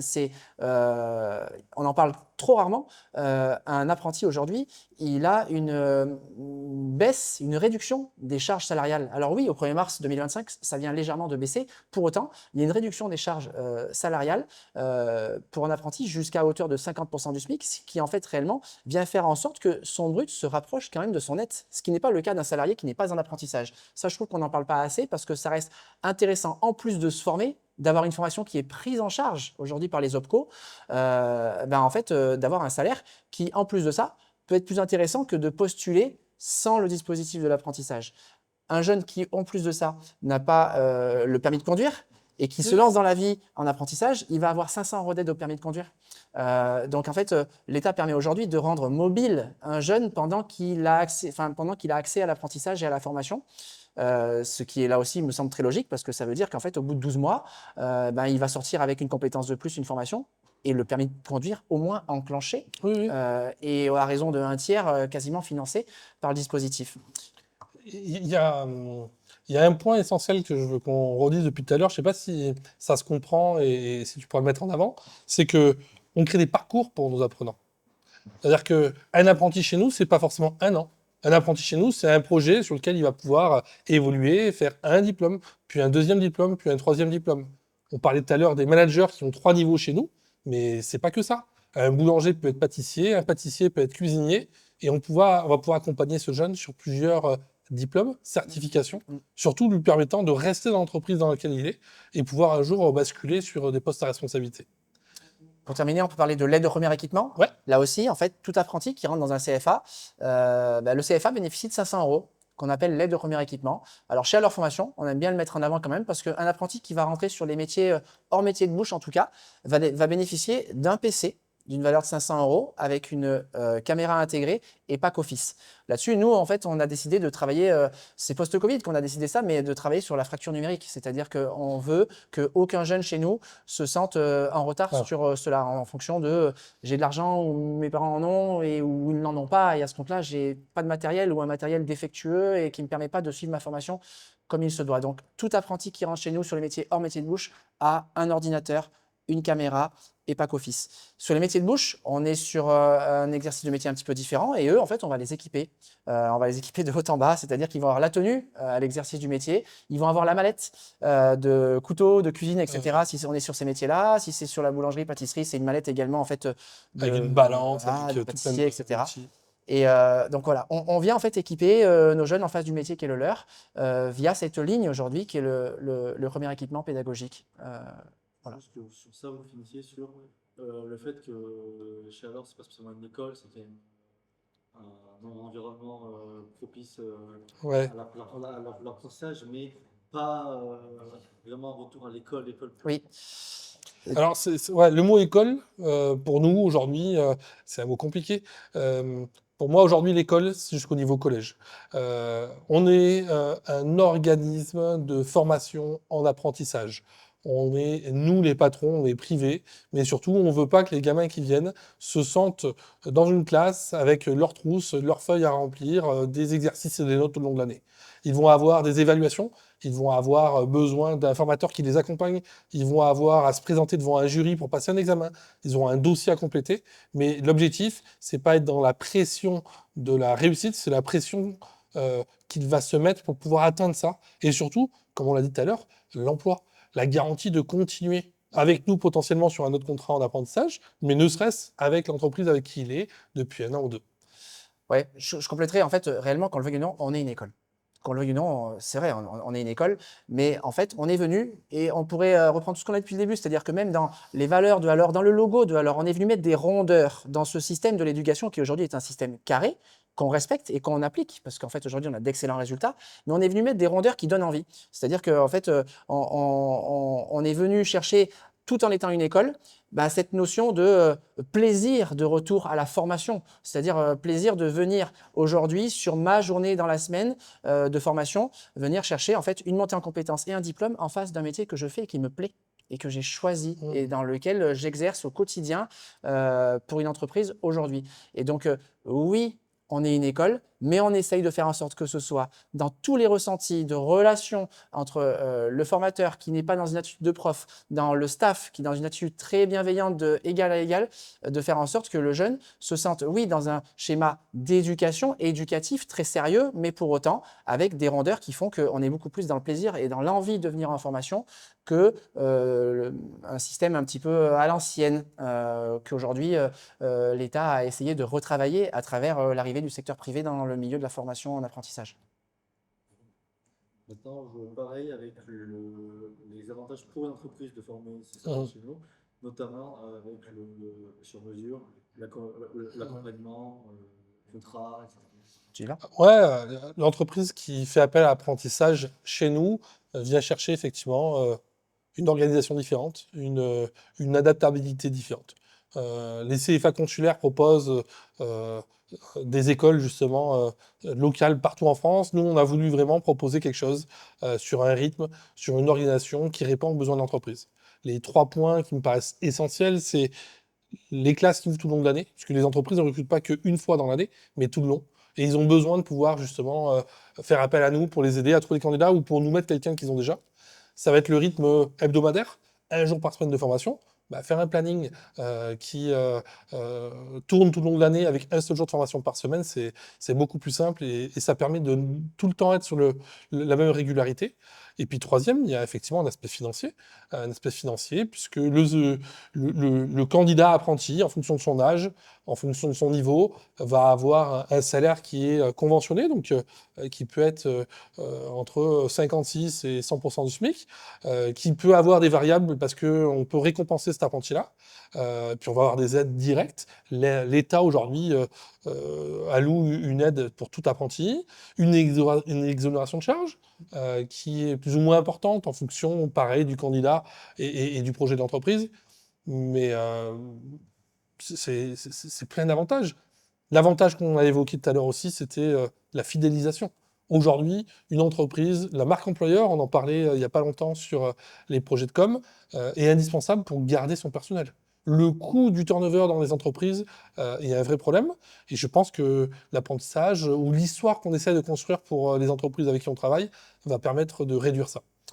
Oui, pour compléter, en fait, je pense que pour faire vraiment de manière générale, je pense qu'il y a 2 enjeux pour l'entreprise. Il y a 2 visions. Il y a une vision RH, c'est-à-dire qu'il y a une vision de monter en compétences et d'aller en fait réellement faire grandir des personnes et de les fidéliser à travers un parcours qui leur est proposé, que ce soit pour des apprentis qui rentrent dans l'entreprise ou des employés qui étaient déjà dans l'entreprise et qui font le choix avec du coup, leur N+1 de basculer en apprentissage. Ça, c'est la vision RH, montée en compétences, fidélisation. Et il y a une vision économique. Comme tu en parlais, en fait, réellement, aujourd'hui, l'État a permis ça, et ça fait maintenant quelques années que ça dure, c'est que les aides sont prolongées. Alors oui, elles ont diminué, mais elles sont quand même significatives, et elles permettent à l'entreprise aussi de venir faire de l'économie sur la masse salariale des apprentis, qui est en fait quand même très significative. En tout cas, ça reste intéressant aujourd'hui de venir faire monter en compétence un salarié, le pérenniser, le fidéliser à travers un parcours de formation qui va le faire grandir et lui donner envie de rester dans l'entreprise et dans le même temps faire une économie sur la masse salariale existante. Donc les deux réunis, RH et économie, pour moi, font que les entreprises, elles ont tout intérêt à lever la tête et à être informées par les CFA pour pouvoir prendre des apprentis ou transformer les salariés en apprentissage. Et puis économiquement, pour le national, hein, c'est très clair qu'aujourd'hui, c'est 1 million d'apprentis qui, avant, étaient 350 et on avait un chômage des jeunes beaucoup plus important qu'aujourd'hui. L'apprentissage a réduit le chômage des moins de 30 ans. Il me reste encore 2 questions sur l'apprentissage, etc. On va passer sur l'insertion et le orientation. D'abord, on passe sur autre chose. Qui sont nos formateurs? Comment sont-ils recrutés? Et globalement, vous mettez une vision de proximité par rapport au lieu de formation. Ceux de Clermont, c'est des soirs de Clermont. Alors, nos formateurs, qui sont-ils? Déjà, t'as bien à le dire, c'est nos boulangers. En tout cas, c'est vraiment les personnes qui œuvrent chaque jour et partout en France dans tous les projets qu'on vient d'évoquer. Quelle que soit la thématique, quel que soit le secteur géographique, ce sont les gens qui se lèvent le matin pour œuvrer sur les projets qui sont les nôtres et j'en profite pour les remercier. Les formateurs, ils ont tous un point commun, ils viennent du métier dans lequel ils sont formateurs. Quand j'ai dit tout à l'heure, j'essaie d'avoir des personnes qui transmettent, qui ne sont pas dans une attitude de prof, j'aime bien le dire comme ça.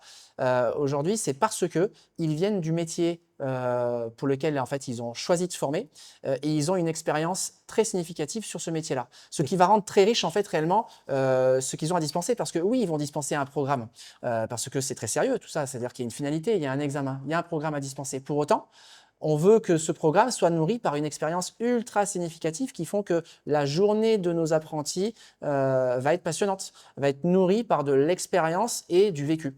Donc, ils ont tous, en tout cas, ce point commun-là, nos formateurs. Et surtout, on a des projets partout en France et on essaye. Et là aussi, c'est important, quand on a la chance de pouvoir en fait, se déployer sur des territoires qui sont en dehors de notre territoire du siège, en tout cas de Dromard-des-Choix, on essaye d'aller créer de l'emploi sur le métier de formateur sur les territoires sur lesquels on a remporté le projet. On parlera un peu plus tard de l'inclusion par le sport. On fait exactement pareil. Je pense que dans l'accroissement de l'activité, on a un rôle, nous, dirigeants, employeurs, c'est que quand on a la chance de pouvoir se déployer sur d'autres territoires, c'est de recruter local. Déjà, ça a du sens. Deux, je pense que c'est le dû qu'on doit en fait au territoire. C'est que si on a la chance de pouvoir être accueilli sur un territoire, ce qu'on doit nous mettre en œuvre, c'est de recruter des gens qui sont des locaux et de créer de l'emploi localement. On aime bien une expression, et j'y pense, je sais pas si on l'a fait longtemps qu'on l'a pas dit, on cherche des formateurs passionnés et passionnants. C'est-à-dire qu'on veut effectivement qu'ils donnent envie aux jeunes. Mm. Ils sont un vrai acteur dans la relation avec les jeunes pour que ces jeunes restent un an dans l'entreprise. Ils sont un relais auprès de nos équipes pour savoir s'il y a un problème, s'ils peuvent donner un coup de main, s'ils passent une demi-heure à la fin du cours pour partager quelque chose de positif ou négatif pour le jeune. Donc, je crois que c'est quoi, 60 personnes aujourd'hui, tout le monde et moi qui passent, qui bossent avec nous. Oui, c'est des indépendants, mais c'est des indépendants auxquels on les Très considère attachés. à leur équipe comme les autres. Maintenant, côté apprenti, justement, quels sont notre profil d'apprenti en fait, comment être apprenti chez Apprenti? Il y en a plusieurs, parce qu'il y a l'apprenti d'urgence, il y Ouais, a l'apprenti du territoire qui vient chez nous parce qu'il est, entre guillemets, un peu perdu dans son projet et, comme on l'a dit tout à l'heure, qu'on aime accompagner. Je te propose peut-être de parler des apprentis qui sont des employés, qui font le choix de basculer en ouais, en fait, apprentissage. on a parlé de trois volets tout à l'heure, et je pense que ces trois volets, on peut l'expliquer. Un apprenti sur le hors agent, c'est souvent un apprenti qui est salarié dans l'entreprise, qui fait le choix de pouvoir signer un contrat d'apprentissage, qui va aller chercher un diplôme sur lequel il va monter en compétences. Il est peut-être déjà sur le poste de ce diplôme-là, mais il vient valider un diplôme qu'il n'a jamais eu l'occasion de passer avant. Ou alors il vient chercher le poste du dessus et il a besoin de monter en compétence pour aller l'acquérir. Et ces profils-là sont souvent des gens qui sont ultra impliqués parce que pour eux, c'est un choix de vie, pour eux, avec les avantages qu'on a évoqués tout à l'heure. Et puis donc il y a l'apprenti qui territorial, celui qui en fait, alors, il y a plusieurs typologies en fait. Il y a celui qui va chercher sa formation, son école, et qui va en fait venir à nos portes ouvertes avec ses parents, qui va venir un petit peu voir les formations et les thématiques qui peuvent lui plaire pour pouvoir avancer dans son parcours pro. Donc ça, c'est celui qui peut être un petit peu perdu. Et c'est vrai que ça, c'est vraiment clairement dans l'ADN de ce qu'on fait en Drôme Ardèche, puisque ceux qui sont un peu perdus, on s'est structuré, nous le staff, et on en parle depuis tout à l'heure, avec des personnes qui sont en back-office très bienveillantes pour pouvoir essayer de trouver quels sont les moteurs de ce jeune-là, qu'est-ce qui peut lui plaire, ou en tout cas qu'est-ce qui ne lui plaît pas, pour pouvoir lui proposer une offre de formation et du coup d'emploi, hein, parce qu'on insiste bien qu'on est quand même en relation avec et les prescripteurs de l'emploi et des clients employeurs. entreprises qui font que on va proposer pas qu'une formation, on propose un package dans lequel il va y avoir également très souvent un emploi avec. Donc, On fait presque de l'orientation à ce moment-là. ouais, On carrément. accompagne vers j'ai envie de faire quelque chose de ma vie Ouais. et j'ai besoin d'aide. Avec beaucoup de bienveillance et de sérieux. Effectivement, on a un vrai rôle d'orientation, comme tu le dis. Et donc, effectivement, ça va être une première typologie de jeunes. Après, il y a ceux qui sont en reconversion.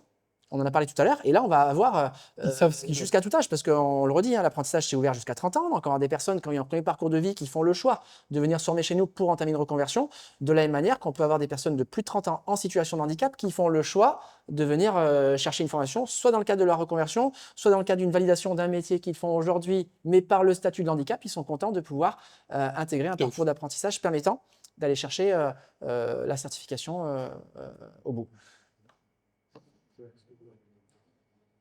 Manu, tu m'as dit d'écrire une question sur différentes formations continues, formations qualifiantes, formations d'apprentissage. Ouais, on va le refaire rapidement. Aujourd'hui, on parlait d'organismes de formation et de centres de formation d'apprentis. Pour moi, la formation, c'est trois choses. Il existe la formation qu'on appelle préqualifiante. C'est je vais être capable de prendre une formation en amont de mon contrat de travail et je me forme pour être employable et pour être autonome sur le poste. Et on le fait chaque année pour des grandes enseignes où on accompagne un groupe de personnes pour tenir l'ouverture d'un magasin, par exemple. On l'a fait pendant des années. David l'a fait, des centaines de personnes sont passées par ça. On le fait sur de la formation continue. Là, c'est de la formation en reconversion. Je vais chercher un diplôme pendant X mois pour pouvoir justement être employable à la sortie. Ça y ressemble, mais derrière, il y a un projet plus précis du métier et de la certification possible. On parle de formation continue en parlant aussi de la formation pour des salariés. Je veux que mon salarié fasse le HACCP parce qu'il travaille dans la cuisine. Et ben, on va proposer 2 jours HACCP est mis en place. Et puis l'apprentissage, on en parle depuis tout à l'heure. Effectivement, c'est le troisième volet. C'est un statut de salarié et c'est une formation pendant 12 mois chez nous avec un jour de formation par semaine. Maintenant, on va passer à l'insertion. On va te dire, c'est quoi l'insertion? C'est quoi l'insertion? 2019. Ouais, l'insertion par le sport, l'inclusion par le sport, si on peut le dire comme ça. En fait, ça, ce sont des projets. On parle beaucoup d'apprentissage depuis tout à l'heure. Et ben là, qui sont en formation continue déjà et qui sont en amont d'un emploi.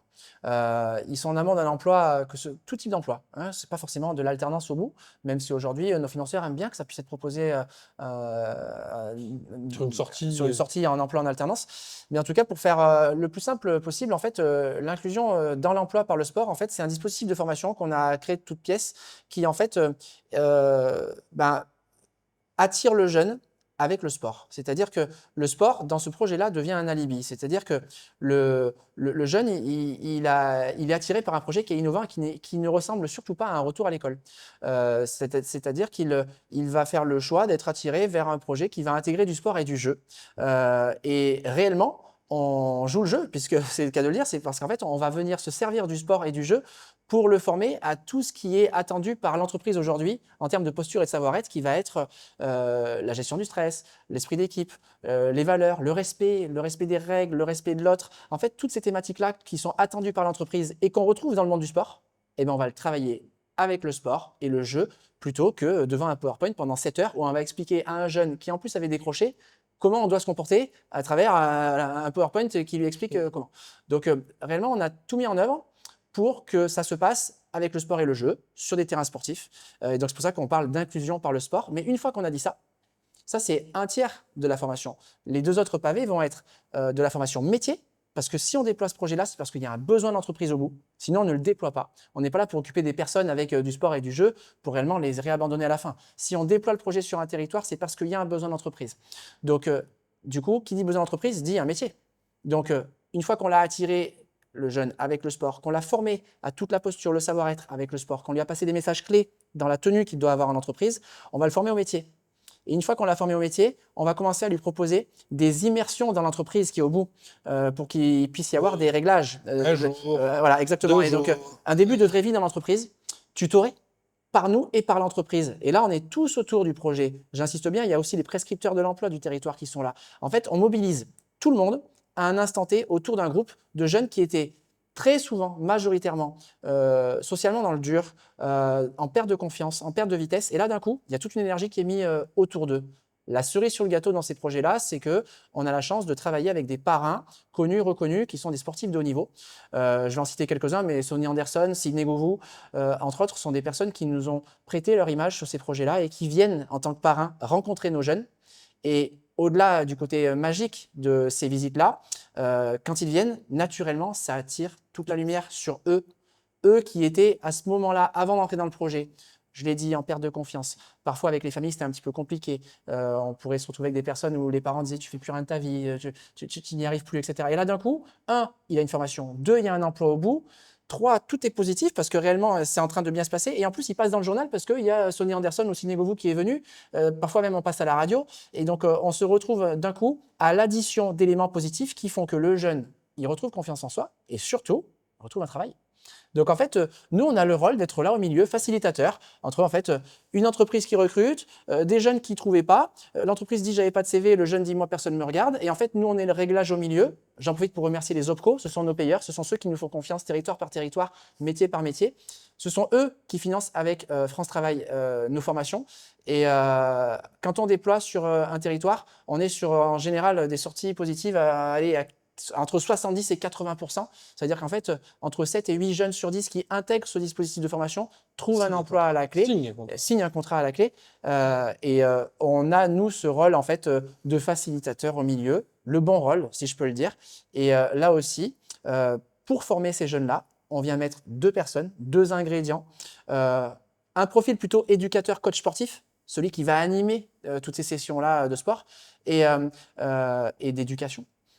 Et un profil plutôt formateur, formatrice, très bienveillant, très aussi dans ce schéma un petit peu éduque, si je peux le dire comme ça, mais qui va venir former au métier et venir mettre le lien avec l'entreprise petit à petit dans ces immersions qui sont faites sur le terrain avec nos formateurs.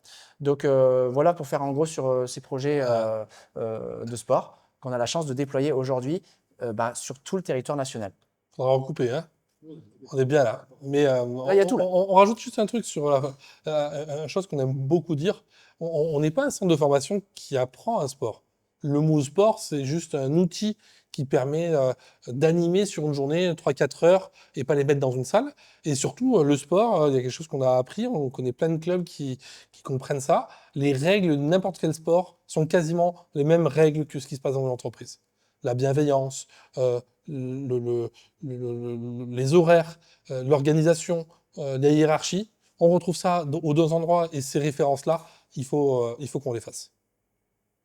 J'ai encore deux questions sur l'insertion. Depuis quand on en fait? Toujours. Et pourquoi on s'est lancé là-dedans? Gagner du pognon. Non, on s'est lancé dans ces projets-là en 2018. C'est fait un coup de bol, hein, si je peux le dire comme ça, puisqu'en fait, ça s'est fait par réseau local, où en fait, on avait la chance, et on a la chance de connaître en fait une personne qui travaillait dans un OPCO et qui était à la recherche d'un faiseur sur le territoire de Valence, en tout cas pour mener un projet de formation vers un emploi qui inclut et du sport. Et en fait, on l'a créé un peu de toutes pièces, sur mesure, jour par jour, ce projet-là à la base. Et en fait, on est venu y mettre tous les ingrédients que j'ai cités précédemment, petit à petit. Et donc, en fait, on s'est retrouvé effectivement, quand on commence à mettre un petit peu la lumière sur ces projets-là avec des parrains sportifs de haut niveau, on s'est retrouvé à faire des passages dans le journal, mais aussi à la radio. Et puis surtout, le premier projet qu'on a fait, c'était un projet national qui avait vocation à la finalité de se terminer dans le Stade de France, avec tous les autres organismes de formation qui en fait avaient mené ce même projet dans chacune de ces villes. Et c'était en la présence de la ministre du Travail à l'époque qui était là. Et donc, naturellement, nous, petits Valentinois, sur ce projet numéro 1, on est monté au Stade de France avec Sydney Govou. J'en profite pour remercier la famille Govou parce que c'est aussi Karen qui m'a permis ça, qui est la sœur de Sydney avec qui je travaille régulièrement. Et en fait, ce premier projet, il a été celui qui nous a téléportés dans ce milieu-là et qui a amené tous les autres en fait réellement. Parce que depuis ce projet-là, derrière, on en a fait des dizaines d'autres par an depuis 2018 et qui sont aujourd'hui une branche de chez Alors menée par Lisa et Chloé qu'on a cité tout à l'heure. Au point que certaines fois, on utilise ce modèle-là, même quand on n'a pas de financeur, sur des petits groupes, sur une journée, pour donner l'énergie nécessaire à des jeunes à aller chercher des jobs. Et qui sont le public cible, j'ai envie de te dire, de ces actions? Les gars du quartier, les personnes en décrochage scolaire, Ouais, les en sorties fait, de prison. Ça, c'est des choses très négatives, mais ils ont besoin qu'on leur tende la main et on peut le faire. Et des entreprises sont capables de les accueillir. ouais, les premiers projets qu'on a menés, en fait, il y avait un cahier des charges. Le tout premier projet qu'on a mené, il y avait un cahier des charges qui était celui de laisser la priorité à des personnes issues des quartiers prioritaires de la ville. Et donc, en fait, c'était d'aller tendre la main à des jeunes qui sont dans les quartiers et que personne ne regarde. S'il n'y a pas le réglage, s'il n'y a pas la formation, s'il n'y a pas le projet, personne ne les regarde. Et eux, donc, ces jeunes-là, c'était des jeunes qui disaient « j'ai envie de travailler », mais personne ne me regarde. J'envoie mon CV, on ne me répond même pas. Non. Mais il y avait un réglage à faire. Il y avait clairement un réglage à faire. Et sur le même territoire, on va aller avoir des entreprises qui étaient vraiment en souffrance de candidature, qui disaient « mais en fait, moi, je passe une offre. Personne. Je n'ai pas de CV. » Donc, le projet, il a été créé de toutes pièces pour avoir vocation à organiser la rencontre entre les deux parties, mais après le réglage. C'est-à-dire, si je parle un petit peu avec simplicité, le réglage, ça va être tout simplement déjà d'enlever la casquette et le survêtement du jeune au moment où il va venir se présenter à l'entreprise. C'est-à-dire de faire des réglages de la société d'image dans laquelle nous sommes et sur laquelle, qu'on le veuille ou non, le paraître est important, le phrasé va être important, la manière de se présenter va être important, le fait d'avoir un CV va être important. Et donc, En fait, on bascule du salut au bonjour. déjà, ouais. Et donc, on vient venir mettre un individu qui cherche un travail, qui en a l'envie à niveau d'une entreprise qui a un besoin d'un salarié pour travailler. Mais effectivement, il y a la formation qui est au milieu pour permettre de travailler toute la posture et la formation au métier pour aller vers l'emploi proposé par l'entreprise. Et on s'aperçoit, et tant mieux, qu'en fait, à chaque fois qu'on le déploie, ça fonctionne. Donc, on dit toujours que c'est des projets innovants. Honnêtement, ils le sont de moins en moins parce qu'en fait, ça date maintenant de plus de 6 ans. Mais tant que ça fonctionne, j'ai envie de dire tant mieux. Et la chance qu'on a sur le territoire de Valence, c'est carrément de mener des actions de recrutement uniquement par le sport. Donc, on a la chance de travailler avec France Travail sur le territoire de Valence où en fait, on déploie le projet ne serait-ce qu'une après-midi. Plutôt que 3 mois, juste pour en fait venir mettre des ingrédients sportifs pour attirer des gens à un instant T à un endroit avec des entreprises où on s'aperçoit qu'en fait, avec le sport, il y a une magie qui se passe qui font que, j'insiste bien, hein, personne n'est sportif de haut niveau dans le projet, mais absolument personne. Il y a juste en fait un employeur qui recrute et un jeune qui cherche du travail. Et en fait, réellement, on s'aperçoit que en tenue de sport, on enlève beaucoup de codes. Et on voit aussi beaucoup de choses en fait à travers le sport qui se passent dans la relation entre deux individus qui sont liés juste par le jeu et non plus par en fait un code vestimentaire. Et donc, on arrive même à faire des actions de recrutement avec cette méthodologie-là qui aujourd'hui fonctionne. Et tant que ça marche, ben, tant mieux, continuons. C'était la question que tu m'as dit tout à l'heure. Combien coûte la formation Ah, en règle générale? Donc, peut-être tu peux partir sur En fait, la conversation. on gagne notre vie grâce à la formation et donc il y a un coût à tout ça. Aujourd'hui, le choix qu'on a fait sur la formation, c'est que on parle de coût diplôme. C'est-à-dire qu'en fait, France Compétences nous donne un montant en fonction du diplôme pour une année qu'on facture directement auprès de l'OPCO. Donc on ne fait aucun reste à charge, ni à l'entreprise, ni au candidat. C'est un choix qu'on veut garder chez nous, qui parfois bah, nous, nous met dans des situations où il faut qu'on aille un peu plus de monde dans une classe que d'autres, mais ça n'empêche que 0 € sont facturés et à l'entreprise et au candidat. On est en direct avec les OPCO qui financent la totalité du projet de formation. C'était super. Ouais. Maintenant, j'ai sur C'est pas fini. la distance. Quoi la distance? visio. Quoi la visio? Ah, Ah, pardon. Est-ce qu'on. Enfin, je veux dire, c'est ce qu'on a un peu ce qu'on a fait la dernière fois Ouais. de vidéo à alors. Est-ce qu'on va plus loin On y va vite fait. En fait, on parlait du hors agence tout à l'heure. Ce qui est sûr et certain, c'est que sur le hors agence, on a réussi à monter des projets où on est 80% du temps en visio, avec un formateur face à un outil spécifique à la visio et qui permet d'animer des apprentis qui peuvent être partout en France sur un parcours, comme on l'a dit tout à l'heure, en 12 mois, avec autant d'heures de formation que les autres. Et c'est pour ça qu'on a développé une vidéo spécifique à ça avec Rush qu'on pourra aussi mettre un peu partout. sur le modèle vidéo, c'est bon? Ouais. oui. Pour, Fatigue, là. ouais. Pourquoi recréer le modèle vidéo, etc. Parce qu'on est bon. Oui. On a fini là? Deux questions. Il est assis depuis 2 heures hein, bientôt. Ouais. C'est à jus. Carotte, orange, agrumes. Hein, on est sur la fin. ACE, alors qu'est-ce que c'est? C'est une histoire déjà. C'est une histoire. On a rencontré effectivement un grand compte il y a quelques années qui nous a dit je veux mon CFA en interne. Et à leur formation était en développement, on ne pouvait pas proposer cette offre de service où il est. Et il nous a dit bah, aidez-moi à monter un projet. Et on a créé un UFA. Un UFA, c'est une petite cousine de à leur formation CFA. C'est une unité de formation d'apprentissage qui permet d'avoir une offre de service qui est celle de Alors, diffusée de la même manière avec du local, avec du présentiel, avec une administrative et une chargée de formation. Bah, un chargé de formation, c'est Pierre et Amira qui mènent ça à Belleville-en-Beaujolais et permet effectivement de créer auprès de cet employeur, mais auprès maintenant de tout plein d'autres employeurs dans le triangle Mâcon, Lyon, Bourg-en-Bresse. Oui, pour compléter, en fait, c'est une unité de formation qui ne porte pas le nom de Alors Formation parce que en fait, l'histoire de cette UFA a démarré par en fait, le fait qu'on soit le CFA privé d'un employeur. Donc, en fait, cette antenne s'appelle ACE Academy dans le territoire de Belleville-en-Beaujolais. Donc, c'est avant tout, en fait, effectivement, l'UFA d'un employeur, d'un groupe pour la montée en compétence des équipes de ce groupe-là et qui aujourd'hui, parce que en fait, ça a fait son chemin, est un UFA ouvert à tout autre type d'entreprise. Toute typologie de personnes, avec une partie de l'offre de service de Alors Formation qui est intégrée dans cette UFA-là. Et donc aujourd'hui, ACE Academy a vocation à être un UFA territorial du territoire de Belleville-en-Beaujolais, dans le triangle que tu viens de citer. Et, On ira voir, Quentin, tu y es déjà allé? Il faudra qu'on y aille. C'est en plein travaux. voilà. Ok. Est-ce que tu peux juste me parler de ici et là, du lieu, juste pour... Donc effectivement, c'est l'occasion là, puisque en fait on est sur la fin de la vidéo, de remercier Kevin et Delphine qui sont du coup les dirigeants de Ici et Là. On se retrouve dans leurs locaux aujourd'hui. C'était important pour nous d'être carrément sur le terrain chez nos clients pour mener cette petite vidéo. Et donc aujourd'hui c'est une relation en fait territoriale qu'on a sur la restauration traditionnelle et sur Valence. Et ça montre aussi qu'on se veut être très proche de nos clients parce qu'aujourd'hui en fait le modèle de Valence différence, effectivement, c'est l'addition de plein de clients qui nous font confiance. C'est-à-dire que sur l'activité de la restauration, bah, c'est plein de restaurants traditionnels faits d'hommes et de femmes en fait, qui se démènent pour créer leur activité de restauration et qui ont besoin d'aide, que ce soit dans le recrutement et la formation de leurs jeunes. Et ben, nous, on se veut être proche d'eux. Et donc voilà, on était très content de pouvoir mener cette vidéo dans leurs locaux aujourd'hui. Et j'en profite vraiment pour les remercier parce qu'on est très content d'avoir passé l'après-midi ici.